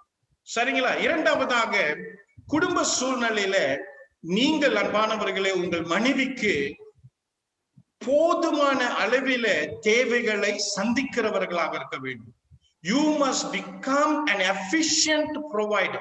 மனைவிக்கு நிறைய தேவைகள் இருக்கிறது. சரீரபூர்வமாக, ஆவிக்குரிய ரீதியில, பொருளாதார ரீதியில அவர்களுக்கு பலவிதமான தேவைகள் இருக்கிறது. அதையெல்லாம் முறையாய் சந்திக்க வேண்டும். சந்திப்பதில மிக முக்கிய கவனம் நீங்கள் செலுத்த வேண்டும், நான் செலுத்த வேண்டும். அடுத்து சரியான விதத்துல ஒரு கணவர் தன்னுடைய மனைவியை தலைமத்துவத்திலே நடத்த வேண்டும். You must be consistent in giving leadership as a leader of the family. குடும்பத்தினுடைய தலைவராகிய நீங்கள் கணவன் உங்கள் மனைவியை நீங்கள் சரியான விதத்துல நீங்கள் தலைமத்துவம் கொடுக்க வேண்டும். சரிங்களா? இன்றைக்கு ரொம்ப அன்பா இருப்பீங்க, நாளைக்கு ரொம்ப வம்பு கொடுக்கிறவர்களா இருப்பீங்க, அப்புறம் மௌனமா இருப்பீங்க. நம்ம அது பேட்டர்னை பாக்குறோம் இல்லையா? ரொம்ப பாக்குறோம் வீட்டுல. Suddenly the husband becomes so joyful, exciting. Suddenly the husband becomes very quiet, silent. ஒரு நேரத்திற்கு ஒரு மாதிரி, ஒரு நேரத்திற்கு ஒரு விதத்துல நடந்து கொள்வது. என்ன ஆச்சு? சில வேலைகளை இப்படியும் நான் கேள்விப்பட்டிருக்கிறேன். இப்படியும் என் ஹஸ்பண்டுக்கு பேய் பிடிச்சிச்சு நினைக்கிறேன் பாஸ்டர். அவர் இந்த நாள்ல இப்படி இருக்கிறாரு, அந்த நேரத்துல அப்படி இருக்கிறாரு நினைக்கிறேன். அவருக்கு பேய் பிடிச்சிருச்சுன்னு நினைக்கிறேன். அவருக்கு ரொம்ப ப்ரே பண்ணணும். அவருக்கு பேய் பிடிக்கவே பிடிக்கல. பட் என்னன்னா அன்பானவர்களே, அவருடைய தலைமைத்துவத்துல அவர் நிதானமாய் செயல்படவில்லை. அடுத்து அன்பானவர்களே, you are the protector of the wife. சரிங்களா? இப்ப குடும்ப அமைப்புல வருவோம். பிள்ளைகள் வந்துட்டு உங்கள் மனைவிய மரியாதைக்குரியவர்களாக பார்க்கணும். ஆக அந்த காரியத்துல பிள்ளைகள் குறையாக நடந்து கொண்டால் அன்பானவர்களை நீங்கள் தான் உங்கள் மனைவியை பாதுகாக்க வேண்டும். என்னுடைய மனைவி நான் சொல்றேன், அநேக வேலைகளில என்னிடத்துல கோவப்பட்டிருக்கிறாங்க, வருத்தப்பட்டிருக்கிறாங்க. ஏன் தெரியுங்க? அவங்க சில வேலைகளில காயப்படும் பொழுது அவங்கள நான் ப்ரொடெக்ட் பண்ணல. நான் ஆனஸ்டா சொல்றேன், as a pastor I'm telling you, என் மனதை விட்டு நான் பேசுறேன். சில சபைகளிலே என் மனைவிக்கு ஆபத்து வந்தது, பாதிப்பு வந்தது. அவங்களை அவமானப்படுத்தி இருக்கிறாங்க. ஆனா அவங்களுக்கு சாதகமா பேசி சபையாரை என்னால என்ன செய்ய முடியல, திட்ட முடியல, அவங்களை கண்டிக்க முடியல. ஏன் சொல்லுங்க? சபையார் வந்துட்டு கோபித்து கொண்டு சபைக்கு வராம போயிடுவாங்களோ, இதனால வேறொரு பிரச்சனை வருமோ என்று சொல்லி அநேக வேளைகளில என் மனைவிக்கு நியாயமற்ற நிலைமையில நான் நடந்திருக்கிறேங்க. ஆனா இன்று சொல்றேன், அதற்காக நான் மன்னிப்பு கேட்டிருக்கிறேன். I made a decision. I will not really let go my wife for anything. I am the prime protector of my wife. என் மனைவியை பாதுகாக்க வேண்டியது என்னுடைய பொறுப்பு. சரிங்களா? சுயநலம் இல்லாதபடிக்கு என் மனைவியை பாதுகாக்கணும். என் பிள்ளைகளிடத்திலிருந்தும் சரி, மற்றவர்களிடத்திலிருந்தும் சரி, என் மனைவி எனக்கு மரியாதைக்குரிய ஒரு பெண். அதை பாதுகாக்க வேண்டிய பொறுப்பு எனக்கு கொடுக்கப்பட்டிருக்கிறது. அடுத்து நம்ம பாத்தீங்கன்னா, you are the teacher for your wife, not only to your children. Husband, you are a teacher. You are a teacher. You must teach. I keep teaching to my wife. Keep teaching to my wife. Sometimes she may not agree with me. Sometimes she cannot agree with me. But I must become a realistic teacher. சரிங்களா? சில சமயத்துல ஜோக்கா சொல்லுவாங்க என் மனைவி, do you know who am I? நான் சொல்லுவேன், do you know who you are to me? அப்படின்னு சொல்லுவேன். மணி சொல்லுவாங்க, சில சமயத்துல ஜோக்கா சொல்லுவாங்க, நான் யாரு தெரியுமா அப்படின்னு சொல்லுவாங்க. அப்ப நான் மறுபடியும் சொல்லுவேன் சிரிச்சுக்கிட்டு, நீ எனக்கு யாரு தெரியுமா அப்படின்னு சொல்லுவேன். என்ன சொல்ல வரேன்னா, நீ எனக்கு மனைவிமா, நீ எனக்கு மனைவி. அதுதான் நீ யாரு என்பது எனக்கு முக்கியம் இல்லை, ஆனா எனக்கு நீ என்னுடைய மனைவி. பாயிண்டா தான். ஆமாவா இல்லைங்களா? ஆக சொல்லி கொடுக்கிற காரியங்கள், கற்றுக் கொடுக்கிற காரியங்கள் ரொம்ப ரியலிஸ்டிக்கா இருக்கணும். சில வேளைகளில மனைவிமார்கள் அவங்களோட வாழ்க்கையில அவங்களால முடியாத காரியத்தை என்ன செய்யாதீங்க, கற்றுக் கொடுக்காதீங்க. எனக்கு ஒரு பிரச்சனை இருந்துச்சு ஆரம்பத்துல. 30 வருஷத்துக்கு முன்ன என் மனைவியை நான் சந்திக்கும் பொழுது எனக்கு பிடிக்காதது எதுவும் அதை அவங்க செய்யக்கூடாதுன்னு ஒரு பட்டியல் போட்டு, அதுல ஒண்ணு என்னன்னா, எனக்கு வந்து பச்சை கலர் பிடிக்காது. அப்ப அவங்களுக்கு பச்சை கலர் தான் உயிர். அப்ப நான் போட்ட பட்டியல்ல அவங்க சொல்லிட்டாங்க, நான் பச்சை கலரை விட்டுட்டு வர முடியாது. ஆனா என்ன ஒரு மாற்றம்னா, என்கேஜ்மெண்ட்க்கு அவங்களுடைய பச்சை கலரை நான் போட்டிருக்கிறேன், எனக்கு பிடிச்ச நீல கலரை அவங்க போட்டிருக்கிறாங்க. The difference. சோ அன்பானவர்களை, டோன்ட் பிகம் அன்ரியலிஸ்டிக் டீச்சர். இது செய், அது செய், இப்படி செய், அப்படி செய். இல்லைங்க, அப்படிலாம் முடியாது. Be realistic. கடைசியாக, you are the priest, you are the pastor. சரிங்களா? ரொம்ப முக்கியம். Friends, I'm telling you today, I never failed to be a priest, to be a pastor, first to my wife and to my children. I am a pastor for my family first, then only for you, for others. If I fail to be a pastor to my family and I want to be a hero to you, I'm not hero, I am a zero. புரியுதுங்களா என்ன சொல்றேன்ட்டு? ஆக I always call my children for prayer, teaching them the Bible and helping them in the scripture. I make sure they attend all the church programs, never fail. Saringla, sometimes they don't like, they don't want to go, they will adamant, but I will struggle with that. Saringla, I'll struggle with that. At the same time, I teach to my wife, I pray as a family.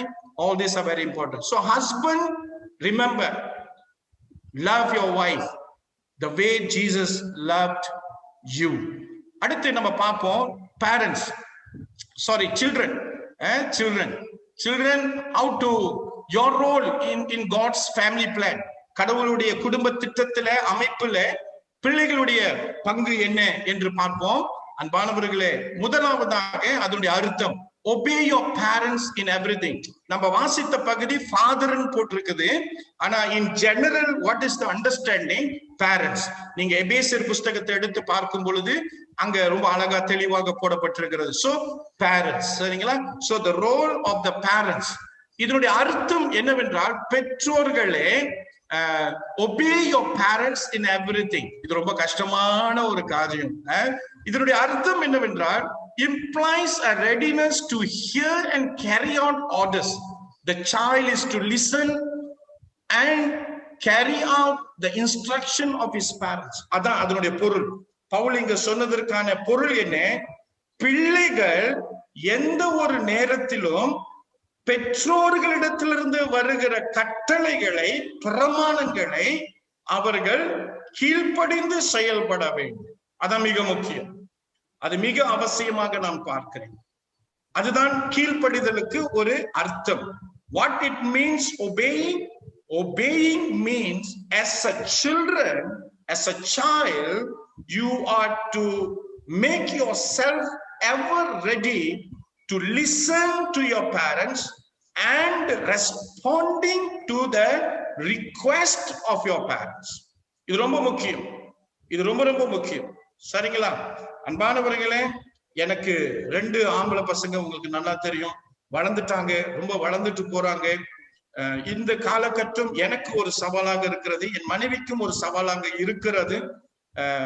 அவர்கள் வளர்ந்து கொண்டிருக்கிறார்கள் எல்லாவற்றிலேயும். ஆக அந்த அடிப்படையில ஒரு சவால் என்னவென்றால், பெற்றோர்களாகிய நாங்கள் எங்கள் பிள்ளைகளுக்கு சொல்லும் பொழுது அதை கேட்டு அவர்கள் செயல்படுவது, அன்பானவர்களே, மிகப்பெரிய ஒரு சவால். நான் நம்புகிறேன் உங்களுக்கும் அந்த சவால் இருக்கும்னு நினைக்கிறேன். கட்டாயமா இருக்கும், இருக்கக்கூடும். அதான் நிஜம், அதான் உண்மை. அந்த நிலைமையில நாம் பிள்ளைகளை சரியான முறையில கவனிக்க வேண்டும். சரிங்களா? நம்முடைய பிள்ளைகளுக்கு சரியான போதனை, பயிற்சி அவர்களுக்கு கொடுத்து, நம்முடைய பிள்ளைகள் நாம் சொல்லுகிற புத்திமதி கேட்டு அவர்கள் செயல்பட வேண்டும். அதான் இம்பார்ட்டன்ட். அதுதான் மிக முக்கியம். சரிங்களா? அந்த அடிப்படையில தான் பிள்ளைகளே மறந்து விடாதீர்கள். உங்கள் பெற்றோர்கள் உங்களுக்கு சொல்லுகிற புத்திமதி, உங்களுக்கு சொல்லுகிற ஆலோசனை, உங்களுக்கு சொல்லுகிற அறிவுரை, அவர்கள் என்ன காரியங்கள் உங்களுக்கு செய்ய வேண்டும் என்று கட்டளையிடுகிறார்களோ, நியாயமானதை நீங்கள் கேட்டு செயல்பட வேண்டியது உங்களுடைய பொறுப்பு. அது கடவுள் வரைந்திருக்கிற குடும்ப திட்டத்திலே காணப்படுகிற மிக முக்கியமான ஒரு உண்மை. ஆக அந்த அடிப்படையில பார்க்கும் பொழுது கீழ்ப்படிதல் ஏன் பிள்ளைகளுக்கு அவசியம்? பிள்ளைகள் ஏன் பெற்றோர்களுக்கு கீழ்ப்படிய வேண்டும்? வேதத்தின் அமைப்பில நான் பார்க்கிறேன். முதலாவதாக, உங்கள் பெற்றோரை நீங்கள் நம்புகிறீர்கள் என்பதற்கு ஒரு அடையாளம். Why you must obey your parents? Because obedience revealing that children believing the parents. சரிங்களா? அப்ப பிள்ளைகள் பெற்றோர்களுக்கு கீழ்ப்படிவது மிக அவசியம், முக்கியம். அடிப்படை காரணம், அப்படிப்பட்ட ஒரு செயல்முறை தான் எதை வெளிப்படுத்துகிறது? பிள்ளைகள் தகப்பனையும் தாயையும் நம்புகிறார்கள் என்று சொல்லி. சரிங்களா? ஆக உங்களுடைய கீழ்ப்படிதல தான் அது இருக்கிறது. இரண்டாவதாக, அன்பானவர்களை, நீங்கள் உங்கள் பெற்றோர்களை நேசிக்கிறீர்கள் என்பதற்கு அது ஒரு அடையாளம். கீழ்ப்படிதல் எதற்கு ஒரு அடையாளம்? என் பெற்றோரை நான் நேசிக்கிறேன். சரிங்களா? அதனாலதான் நான் எப்பொழுது சொல்லுவேன், how one can say I will not obey the law of the Lord. கடவுளுடைய சட்ட திட்டத்தை, பிரமாணங்களை நான் ஏன் கீழ்ப்படிய மாட்டேன் என்று சொல்ல முடியாது. காரணம், நீங்களும் நானும் தேவனை நேசித்தால் அந்த நேசத்தின் அடிப்படையில, அன்பின் அடிப்படையில அவருக்கு கீழ்ப்படிவது சாத்தியம். அன்பானவர்கள், அதே போலதான் பிள்ளைகள் நாம் நம்முடைய பெற்றோர்களுக்கு கீழ்ப்படிவதின் அவசியம் என்னவென்று சொன்னால், அது நாம் அவர்களுக்கு கொடுக்கிற அன்பை வெளிப்படுத்துகிறது. மூன்றாவதாக, அன்பானவர்களே, உங்களையும் என்னையும் உலகம் பார்த்து கொண்டிருக்கிறது. The world is watching you and me. The world is watching the Christian families today. Your neighbor watching, closely watching you. ஆக குடும்பம், உங்களுடைய குடும்பத்தையும் என்னுடைய குடும்பத்தையும் உலகம் பார்த்து கொண்டிருக்கிறது. நம்முடைய அக்கம் பக்கத்தார் பார்த்து கொண்டிருக்கிறார்கள். இன்று பிள்ளைகள் எவ்விதத்துல பெற்றோர்களுக்கு நல்ல விதத்துல கீழ்ப்படுகிறார்கள் என்பதை உலகம் பார்த்து கொண்டிருக்கிறார். அந்த அடிப்படையில அன்பானவர்களே, நீங்கள் உங்கள் பிள்ளைகளுக்கு மன்னிக்கணும், பிள்ளைகள் பெற்றோர்களுக்கு கீழ்ப்படியும் பொழுது அந்த செயல் உலகத்திற்கு ஒரு நல்ல சாட்சியை வெளிப்படுத்துகிறது. When children obeying their parents in everything, remember you are setting good example before others. மற்றவர்களுக்கு நீங்கள் ஒரு நல்ல சாட்சிகளாக காண்பிக்கின்றீர்கள். ஆக பிள்ளைகளே பெற்றோர் கீழ்ப்படுவது அவசியம். அதே வழியில அடுத்து பிள்ளைகள் ஏன் கீழ்ப்படிய வேண்டும்? உங்கள் பெற்றோர்களுக்கு நீங்கள் கீழ்ப்படிவது என்று சொல்லும் பொழுது உங்கள் பெற்றோர்களுடைய வார்த்தைக்கும் உங்கள் பெற்றோர்களுடைய செயலுக்கும் நீங்கள் மரியாதையும் கனத்தையும் கொடுக்க வேண்டும். You want to give respect and honor to your parents' words and deeds. If this can be seen, then friends, you are giving respect and honor. இது ரொம்ப முக்கியம் இல்லையா? ரொம்ப ரொம்ப அவசியம். இன்றைய அநேக குடும்பத்துல பிள்ளைகளுடைய வார்த்தைகளை பார்க்கும் பொழுது பெற்றோர்களுக்கு உண்மையா அவங்க மரியாதை கொடுக்கறாங்களா? உண்மையா மரியாதை கொடுக்கறாங்களா தெரியலங்க. ஒரு கேள்வியா தான் இருக்குது. பெற்றோர்களுக்கு உண்மையா கனத்தை செலுத்துறாங்களா தெரியலங்க. அது ஒரு பெரிய கேள்வியாக இருக்கிறது. இன்றைய நாளிலே பெற்றோர்களுடைய வார்த்தைக்கு மதிப்பும் மரியாதையும் இல்லாமல் போகிறதோ அன்று பெற்றோர்கள் உங்களுடைய மதிப்பையும் மரியாதையும் இழந்து விட்டீர்கள் என்ற அர்த்தம். அதே வேளையில பிள்ளைகளே, நீங்கள் அவ்விதத்தில் உங்கள் பெற்றோர்களை நடத்தும் பொழுது உங்களுடைய எதிர்காலம் மிகவும் சவாலாய் மாறப்போவது என்பது நிச்சயம். அடுத்து நம்ம போவோம். கீழ்ப்படிதல் ஆசீர்வாதத்தை கொண்டு வருகிறது. குறிப்பாக நீதிமொழிகள் புஸ்தகத்தை எடுத்து வாசித்தாலும் சரி, எபேசியர் புஸ்தகத்தை எடுத்து பார்த்தாலும் சரி, 2 விதமான ஆசீர்வாதம். அது என்னவென்றால், யார் ஒருவர் தகப்பனையும் தாயையும் நீங்கள் கனம் பண்ணுகிறீர்களோ அவர்களுக்கு நீண்ட ஆயுளை கடவுள் கொடுக்கிறார். நீண்ட ஆயுளை கடவுள் கொடுக்கிறார். இரண்டாவதாக, நீங்கள் வாழும் வாழ்க்கை செழிப்பாய் காணப்படும். பாத்தீங்களா, என்ன ஒரு விசேஷமான ஆசீர்வாதம். இது கடவுள் நமக்கு கொடுக்கிற ஆசீர்வாதம். ஆக பிள்ளைகளே, நீங்கள் எந்த வயதை கொண்டிருந்தாலும் சரி, எந்த நிலைமையில இருந்தாலும் சரி, உங்களுக்கு பெற்றோர்கள் இன்று இருப்பார்கள் என்று சொன்னால் உங்கள் பெற்றோர்களுக்கு கீழ்ப்படியுங்கள். காரணம், உங்களுடைய ஜீவன் இந்த உலகத்தில பெருக பண்ணுவார் தேவன். உங்களை ஆண்டவர் செழிப்பாய் நடத்துவார். கடந்து போவோம். அடுத்து அன்பானவர்களே, பெற்றோர்கள், the role of the parents. Okay, the role of the parents. கடைசியாக இதை நம்ம பார்ப்போம். The role of the parents, அதனுடைய அர்த்தம் என்னவென்று சொன்னால், பெற்றோர்களாகப்பட்டவர்கள் மிகவும் கவனமாக இருக்க வேண்டும். Do not embitter your children. அப்படின்னா உங்களுடைய பிள்ளைகளை நீங்கள் கசப்பு படுத்தாதபடிக்கு அல்லது கோபப்படுத்தாதபடிக்கு, அதுதான் இங்கே பவுல் சொல்ல வருகிறார். ஆக பெற்றோர்கள் கவனத்துல வைக்க வேண்டும். உங்கள் பிள்ளைகளுடைய மன நிலைமையை நீங்கள் என்ன செய்யக்கூடாது? அழுத்தத்தை கொண்டு வரக்கூடாது. Parents should be very careful.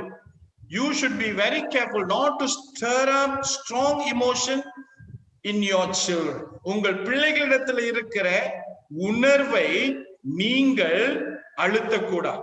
அது மிக முக்கியமாக காணப்படும். இன்று அன்பானவர்களே, நான் உங்களுக்கு ஒரு சொல்றேன், எந்த சபைன்னு சொல்ல மாட்டேன், பட் நான் கேட்டோன்னா ரொம்ப வேதனைப்பட்டேன். ரொம்ப ரொம்ப இப்ப சமீபத்துல நடந்த ஒரு சம்பவம். ஏன்னா இதை கேட்டோன்னே, ஒரு பாவதகரா நான் கேட்டோன்னா ரொம்ப வேதனைப்பட்டேன். இந்த பையன் வந்துட்டு அரசாங்கத்தினுடைய ஸ்காலர்ஷிப், JPA ஸ்காலர்ஷிப், சிறந்த மாணவனாக SPMல தேர்ச்சி பெற்று அவனுக்கு JPA ஸ்காலர்ஷிப் கிடைத்தது. அவன் அமெரிக்கா தேசத்துல சென்று ஒரு சிறந்த பல்கலைக்கழகத்துல அவன் படித்து முடித்து பட்டம் பெற்று அவன் வீடு திரும்பினான். மலேசியாவுக்கு மறுபடியும் திரும்பினான். அவன் வீட்டிற்கு வந்து 8வது மாதத்துல வீட்டிற்குள்ளாகவே அவன் தற்கொலை செய்து கொண்டான். மிகவும் வருத்தம். இன்று கூட பெற்றோர்கள் என்னிடத்துல பேசும் பொழுது அதைத்தான் பேசுகிறார்கள். அதை குறித்து தான் பேசிக் கொண்டிருக்கிறார். such a brilliant son, studied in United States under the scholarship of JPA, brilliant, and he came back waiting for the job. While waiting for the job, he commits suicide. வருத்தம். இன்று கூட பெற்றோர்கள் 2 நாளைக்கு முன்பதாக கூட பெற்றோர்கள் என்னை கூப்பிட்டார்கள். அதுல ஒரு வருத்தம் தான். அது நிமித்தம் இப்பொழுது கணவன் மனைவிக்கும் உறவில பிரச்சனை ஏற்பட்டு இருக்கிறது, மனநிலைமை பாதிப்பு. ஆக நான் என்ன சொல்ல வருகிறேன், நான் ஆழமாக இந்த பிரச்சனைக்குள்ளாக போகும் பொழுது நான் என்ன பார்த்தேன் என்று சொன்னால், பெற்றோர்கள் தங்களுடைய பிள்ளைக்கு அவனுடைய திறமைக்கு ஏற்ற, அவனுடைய பலனுக்கு ஏற்றவைகளை எதிர்பார்த்தார்கள். What actually the parents did, they expected greater things from the son, so the son could not take it, the son could not provide it, so the only way to die, so he died. So sad. So அத நான் சொல்ல வரேன், உங்க பிள்ளைகளையும் என்னுடைய பிள்ளைகளையும் நாம ரொம்ப கவனமா இருக்கணுங்க. மிந்தி மாதிரிலாம் இல்லைங்க நம்ம பிள்ளைங்க, மிந்தி மாதிரிலாம் இல்ல. பிள்ளைகள் அவங்களுடைய மன பலன் மிக பலவீனமாக இருக்கிறது. Their emotions are very weak and we are to be extremely careful with them. சரிங்களா? அந்த அடிப்படையில தான் அன்பானவர்களே, பெற்றோர்கள் நீங்கள் எப்படி குழந்தைகளை பார்க்க வேண்டும்? முதலாவதாக அவர்களை நிபந்தனை இல்லாமல் நேசிக்க வேண்டும். Parents, love your children unconditionally. உங்க பிள்ளைகள் சொல்லணும், எங்க அப்பா அம்மா எங்களை நேசிக்கிற விதம் எந்த ஒரு நிபந்தனையும் அல்ல. உங்க பிள்ளைங்க சுட்டித்தனம் தான், உங்க பிள்ளைங்களுக்கு படிப்பறிவு ஏறலதான், நம்ம பிள்ளைங்களுக்கு வந்துட்டு சில ஒழுங்கு பிரச்சனை இருக்குதான். ஆனா இருந்தாலும் பெற்றோர்களுடைய அன்புக்கு குறை இருக்கக்கூடாது. சரிங்களா? இரண்டாவதாக நம்முடைய பிள்ளைகளை சரியான கவனிப்புல அவங்கள வழிநடத்தப்படணும். நம்முடைய கவனம் அவங்களுக்கிட்ட இருக்கணும், அந்த கவனத்துல அவங்க வளரணும். அப்படின்னா உங்களுடைய பார்வைக்கு முன்பதாக நம்முடைய பிள்ளைகள் வளரும்படியான முயற்சிகள் நீங்கள் எடுக்கணும். நான் எப்பொழுதுமே என்னுடைய பிள்ளைகள்கிட்ட 2 பாயிண்டையும் சொல்லுவேன். நீங்க திருமணம் ஆகி எங்களை விட்டு போகும் வரையிலும் என்னுடைய கவனத்துல தான் நீங்க வளரணும், என்னுடைய பார்வையில தான் வளரணும், என்னுடைய பாதையில தான் நீங்க நடக்கணும். சரிங்களா? அது மிக முக்கியம், அது மிக அவசியம். ரொம்ப கொடுமையான அப்பான்ட்டு நீங்க நினைச்சிடாதீங்க. இல்லைங்க, this is what Bible tells us, teachers. They may disagree with me, they may argue with me, often they may say no to it, but I will say this is the way, this is the way. சரிங்களா? மூன்றாவதாக அன்பானவர்களே, அநேக வேளைகளில் நம்முடைய பிள்ளைகள் வந்துட்டு பாருங்க, சிலர் படிப்புல ரொம்ப சிறப்பா இருக்க மாட்டாங்க, சிலர் படிப்புல ரொம்ப சிறப்பா இருப்பாங்க. ஆனா 2 பிள்ளைகளும் வித்தியாசம் என்பதை நீங்க கவனத்துல கொண்டு வரணும். ஒவ்வொரு பிள்ளைகளுக்கும் ஒரு வித்தியாசம் இருக்கிறது. ஆகவே ஒரு பிள்ளையுடைய முன்னேற்றத்தை வைத்து இன்னொரு பிள்ளையை நம்ம நியாயம் தீர்க்க முடியாது, அது ரொம்ப தப்பு. ஆக நம்முடைய பிள்ளைகளை நம்ம என்ன செய்யணும், கவனித்து அவங்களுடைய திறமைகளை பார்த்து அவங்கள பாராட்டணும். அதுதான் இங்க சொல்லப்படுகிறது. வேதம் அதான் சொல்லுகிறது. Don't anger, don't provoke your child, you don't provoke your children, but what you do, appreciate them, பாராட்டுங்க. அது ரொம்ப முக்கியம். நான் என்னோட 2வது பையன் அவனை ரொம்ப பார்ப்பேன், ரொம்ப அப்சர்வ் பண்ணுவேன்.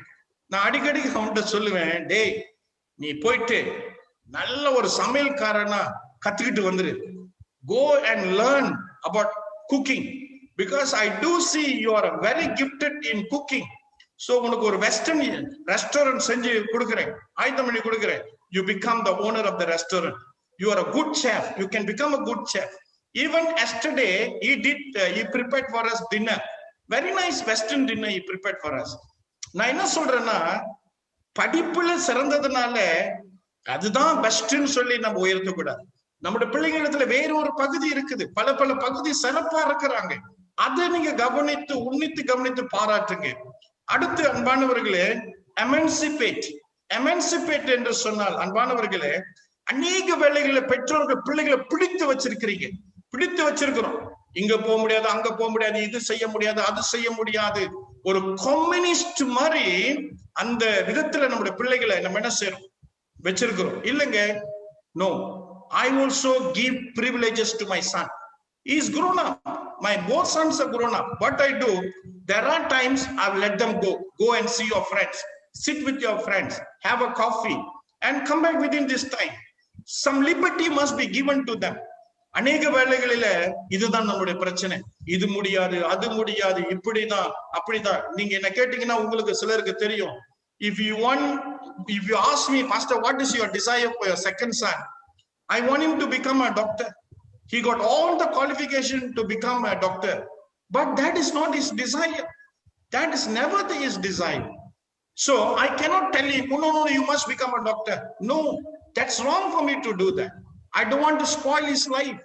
So sometimes I must give him the freedom, the liberty. What you want? Okay, you choose. Prayerfully you choose. Apdidan. So give liberty to your children. They will appreciate you the most. And then discipline them consistently. Parents, remember that. இன்றைக்கு அடிப்பாங்க, ரோத்தா எடுத்து நாளைக்கு விட்டுருவாங்க. அப்புறம் 10 நாளுக்கு அப்புறம் இன்னொரு ரோத்தா எடுப்பாங்க. இல்லைங்க.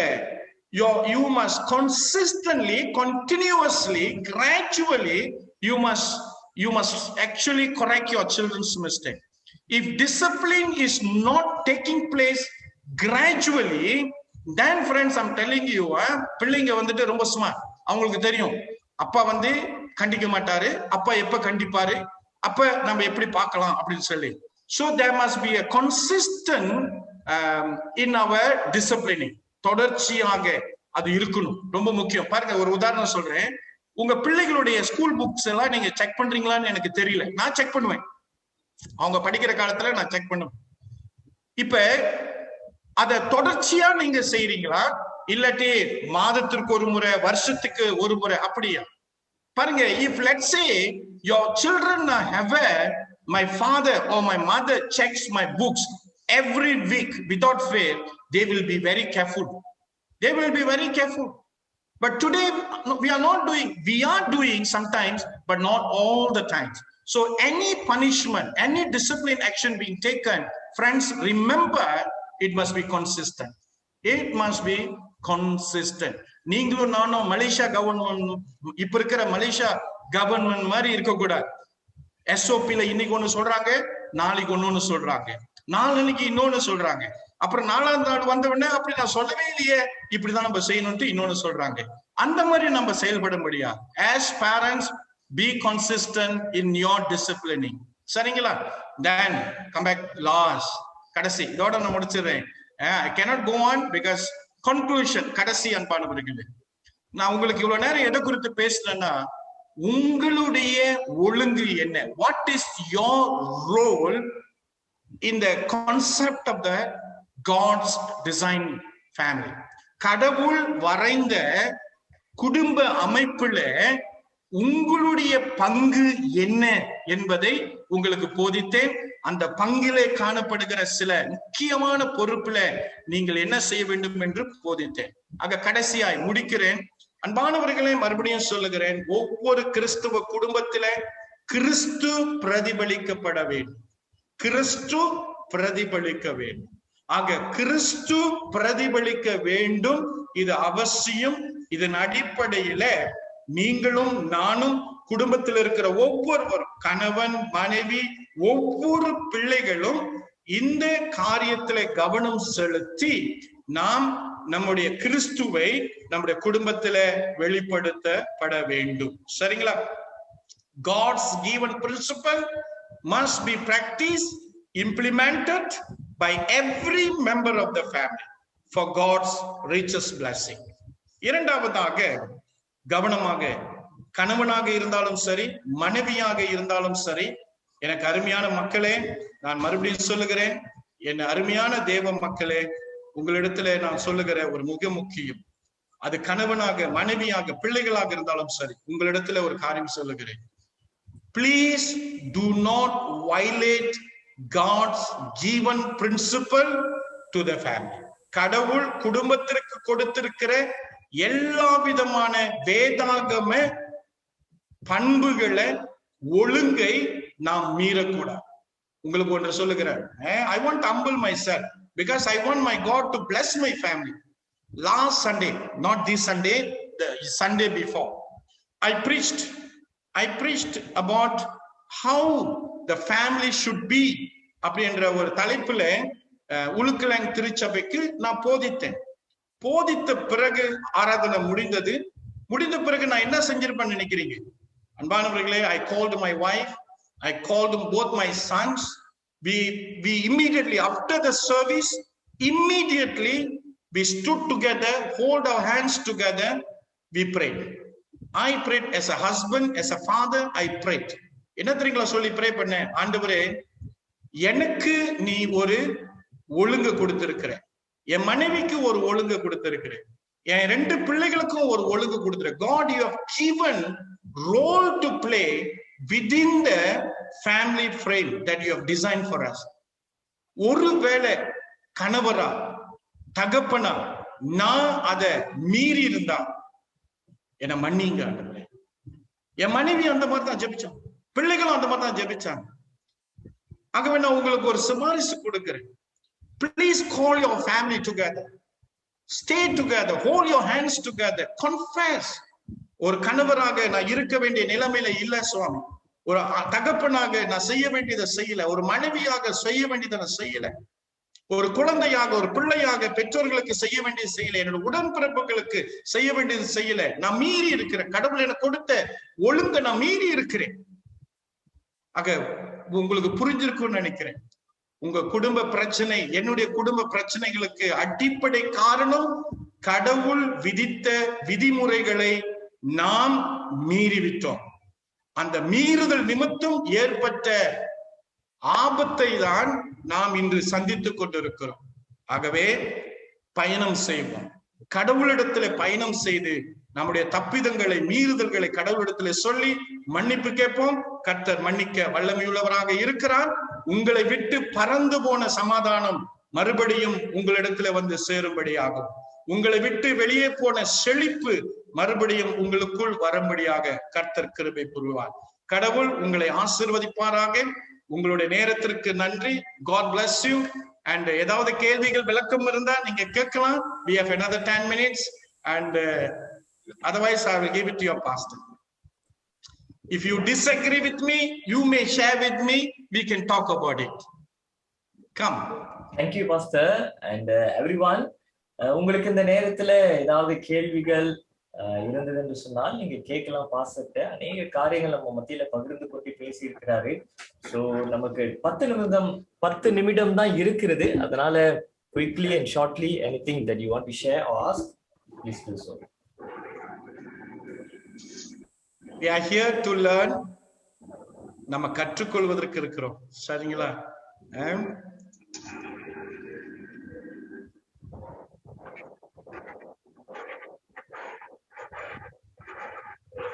சொல்லுங்க எல்லாரும். சரி, நான் ஒரு கேள்வி கேட்கிறேன், நீங்க பதில் சொல்ல வேண்டாம்.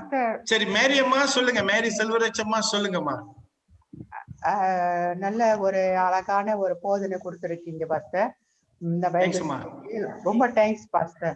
God bless you pastor. Thank you. ஃபேமிலில எப்படி இருக்காங்க பாஸ்டர்? என்ன மாதிரி நல்லா இருக்காங்க, சுகமா இருக்காங்க. இந்த பாருங்க எல்லாம் சுத்தி தான் இருக்காங்க. இது என்னுடைய ஆபீஸ். நான் என்னோட வீட்ல இது ஒரு ஆபீஸ் செஞ்சிருக்கிறேன். இது என்னோட படிப்பு அறை. சோ எல்லாம் அங்கதான் இருக்காங்க. Okay, come anybody. சரி, நான் ஒரு கேள்வி கேட்கிறேன், பதில் கொடுக்க வேண்டாம். பதில் கொடுத்துறாதீங்க தயவு செஞ்சு. பெண்களை கேட்கிறேன், அதே ஆண்களையும் கேட்கிறேன், கணவன் மனைவியை கேட்கிறேன். உங்களுக்கு மறுபடியும் இதே புருஷனை கடவுள் கொடுத்தா அவரை கல்யாணம் பண்ணுவீங்களா? இல்ல இதே பெண்ணை மனைவியா கொடுத்தா கல்யாணம் பண்ணுவீங்களா? பதில் சொல்றாதீங்க, அது பிரச்சனையில வந்து முடிஞ்சிடும். ஓகே, ஆனா நீங்க யோசிங்க, சிந்திங்க. எல்லாம் சிரிக்கிறீங்க, என்ன சாந்தி ரொம்ப சிரிக்கிற? இல்ல யோசிச்சு பாருங்க. சொல்லுமா, ரொம்ப சேலஞ்சிங்கான கேள்வி. ஆமா, ரொம்ப இல்ல, இதான் உண்மை இல்ல. அதாவது எனக்கு கிடைத்திருக்கிற மனைவியை மறுபடியும் ஆண்டவர் இதே பெண்ணதான் நீ கல்யாணம் பண்ண போறேன்னு சொன்னா நான் ஏற்றுக்கொள்வேனா? அல்லது என்னை என் மனைவி இடத்துல இந்த மனுஷன் தான் மறுபடியும் கல்யாணம் பண்ண போறேன்னு சொன்னா என் மனைவி ஏற்றுக்கொள்வாங்களா? எஸ்ன்னு சொல்லுவாங்களா, நோன்னு சொல்லுவாங்களா? என்ன பதில்? அப்படி நோன்னு சொல்லிட்டாங்கன்னா நீங்க யோசிக்கணும். வீட்டுல மேடு பள்ளம் ரொம்ப ஜாஸ்தியா இருக்குது, டிராக்டரை கூப்பிட்டு அதை சரிப்படுத்தணும்ன்றத நீங்க விளங்கி கொள்ளணும். சரிங்களா? அப்படி மேடு பள்ளம் ரொம்ப இருந்துச்சுன்னா உங்க பாஸ்டர் உடனடியா தேடுங்க, அவரோட நீங்க உட்கார்ந்து பேசுங்க, அது நல்லது என்று நான் நம்புகிறேன். சரி, கேள்விகள் ஏதாவது இருக்குதா? Any questions? நான் ஒரு காரியம் சொல்றேன், இந்த கேள்விலாம் வேண்டாம், இந்த மாதிரி கேள்வி. என்கிட்ட ஒரு அம்மா வந்தாங்க சமீபத்துல, ஒரு 1 week ago. ஒரு அம்மா வந்துட்டு, பாஸ்டர் என் கணவரோட வாழை எனக்கு இஷ்டமே கிடையாது பாஸ்டர், விருப்பமே கிடையாது, நான் டிவோர்ஸ் பண்ண போறேன், நீங்க என்ன சொல்றீங்க? அடசாமி, நான் என்ன சொன்னேன்னா, என் வேலையே என்னுடைய அழைப்பே பிரிந்து போனவர்களை ஒன்று சேர்க்கதாமா, ஒன்றா இருக்கிறவங்க ரெண்டா பிரிக்கல, நீங்க ரோங்கான ஆளை தேடி வந்துட்டீங்க அப்படின்னு சொல்லி அவங்கள புத்தி சொல்லி நான் அனுப்பிட்டேன். இந்த மாதிரி கேள்வியெல்லாம் லாய்க்கப்படாது நம்மளுக்கு. வேற ஏதாவது சொல்லுங்க. Come, anything you want to ask?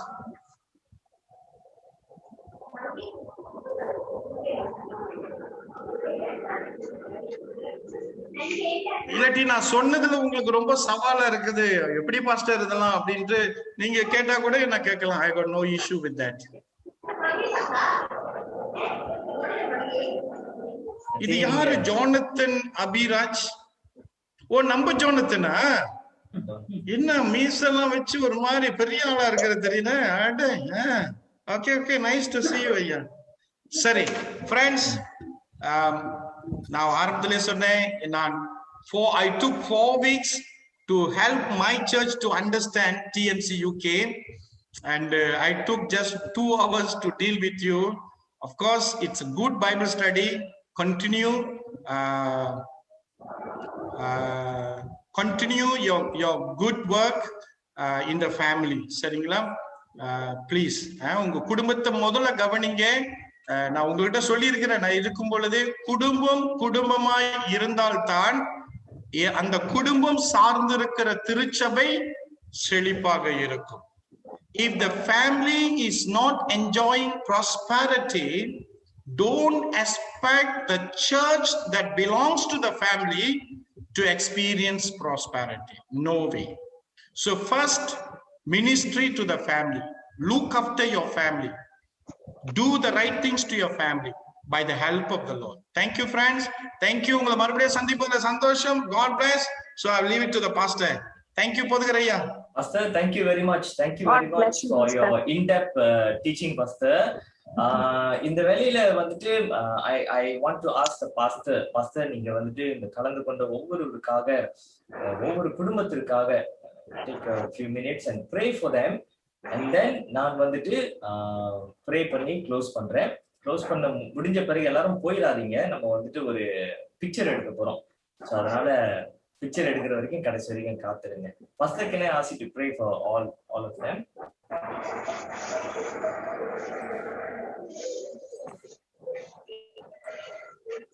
Pastor, pray பண்ணணும் Pastor.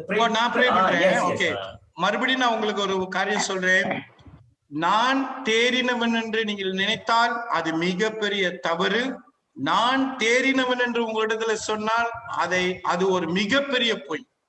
உங்களை போல நானும் குடும்ப வாழ்க்கையில பல சவால்களை சந்தித்து வருகிறேன், இனியும் சந்திப்பேன்.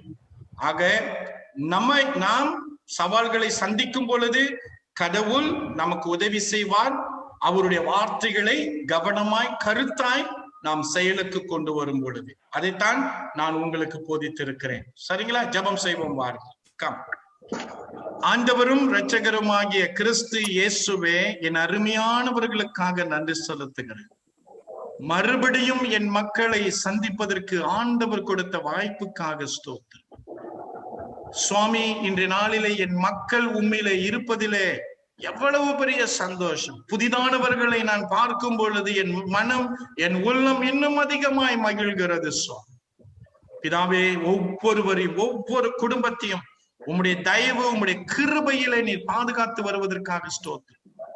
என் அருமையானவர்களுக்காக நான் ஜெபிக்கிறேன். அவர்களை சார்ந்த குடும்பங்களுக்காக நான் வருகிறேன். பிதாவே, குடும்பத்தை ஸ்தாபித்தவர் நீர். உம்முடைய படைப்பிலே ஒரு விசேஷமான படைப்பு குடும்பம். அது எங்களுடைய குடும்பம். அதற்காக நன்றி.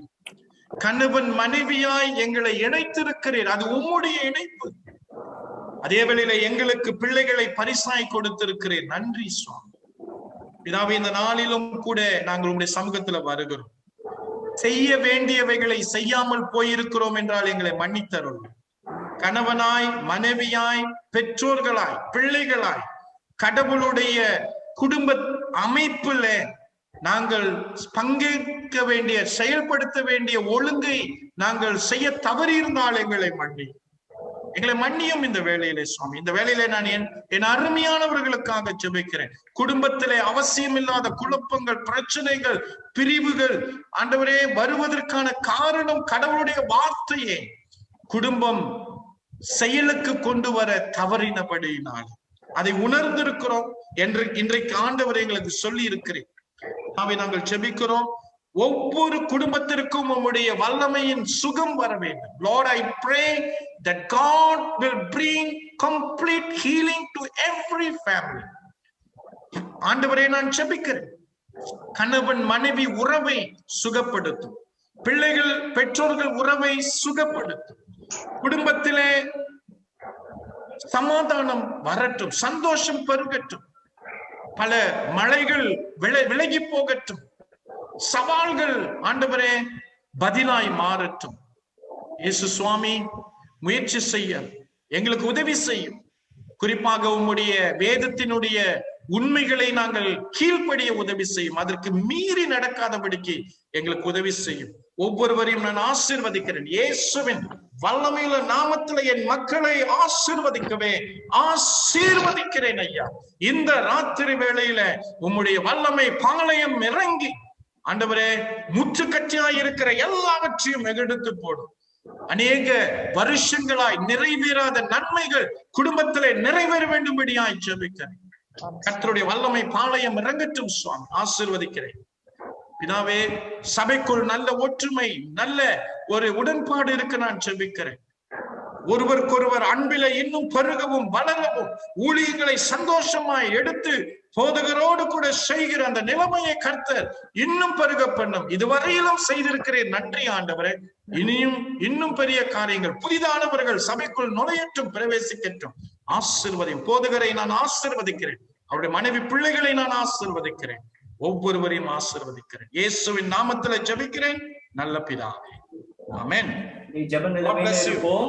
ஜெபிக்கிறேன். இறுதியா நான் ஜெபிச்சு முடிக்கிறேன். நன்றி அப்பா, உம்மை ஸ்தோத்திரிக்கிறோம். இந்த நாளிலே ஆண்டவரே இந்த அழைப்பை ஏற்றுக்கொண்டு எங்கள் மத்தியிலே உடைய வார்த்தையை பகிர்ந்து கொண்ட பாஸ்டர் ஜோசப் யேசுபாதம் அவருடைய மனைவி, 2 மகன்களுக்காக நாங்கள் ஜெபிக்கிறோம். ஆண்டவரே, போதகராய், ஊழியராய், நாங்கள் சபையாராய் இயேசு நாமத்தினாலே அவரை நாங்கள் வாழ்த்தி நாங்கள் ஆசீர்வதிக்கிறோம்.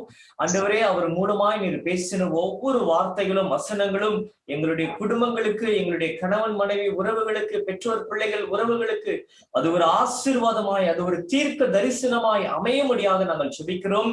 இதோ ஆண்டவரே, சத்தியத்தை அறிவீர்கள், சத்தியம் உங்களை விடுதலையாக்கும் என்று சொன்னீர்.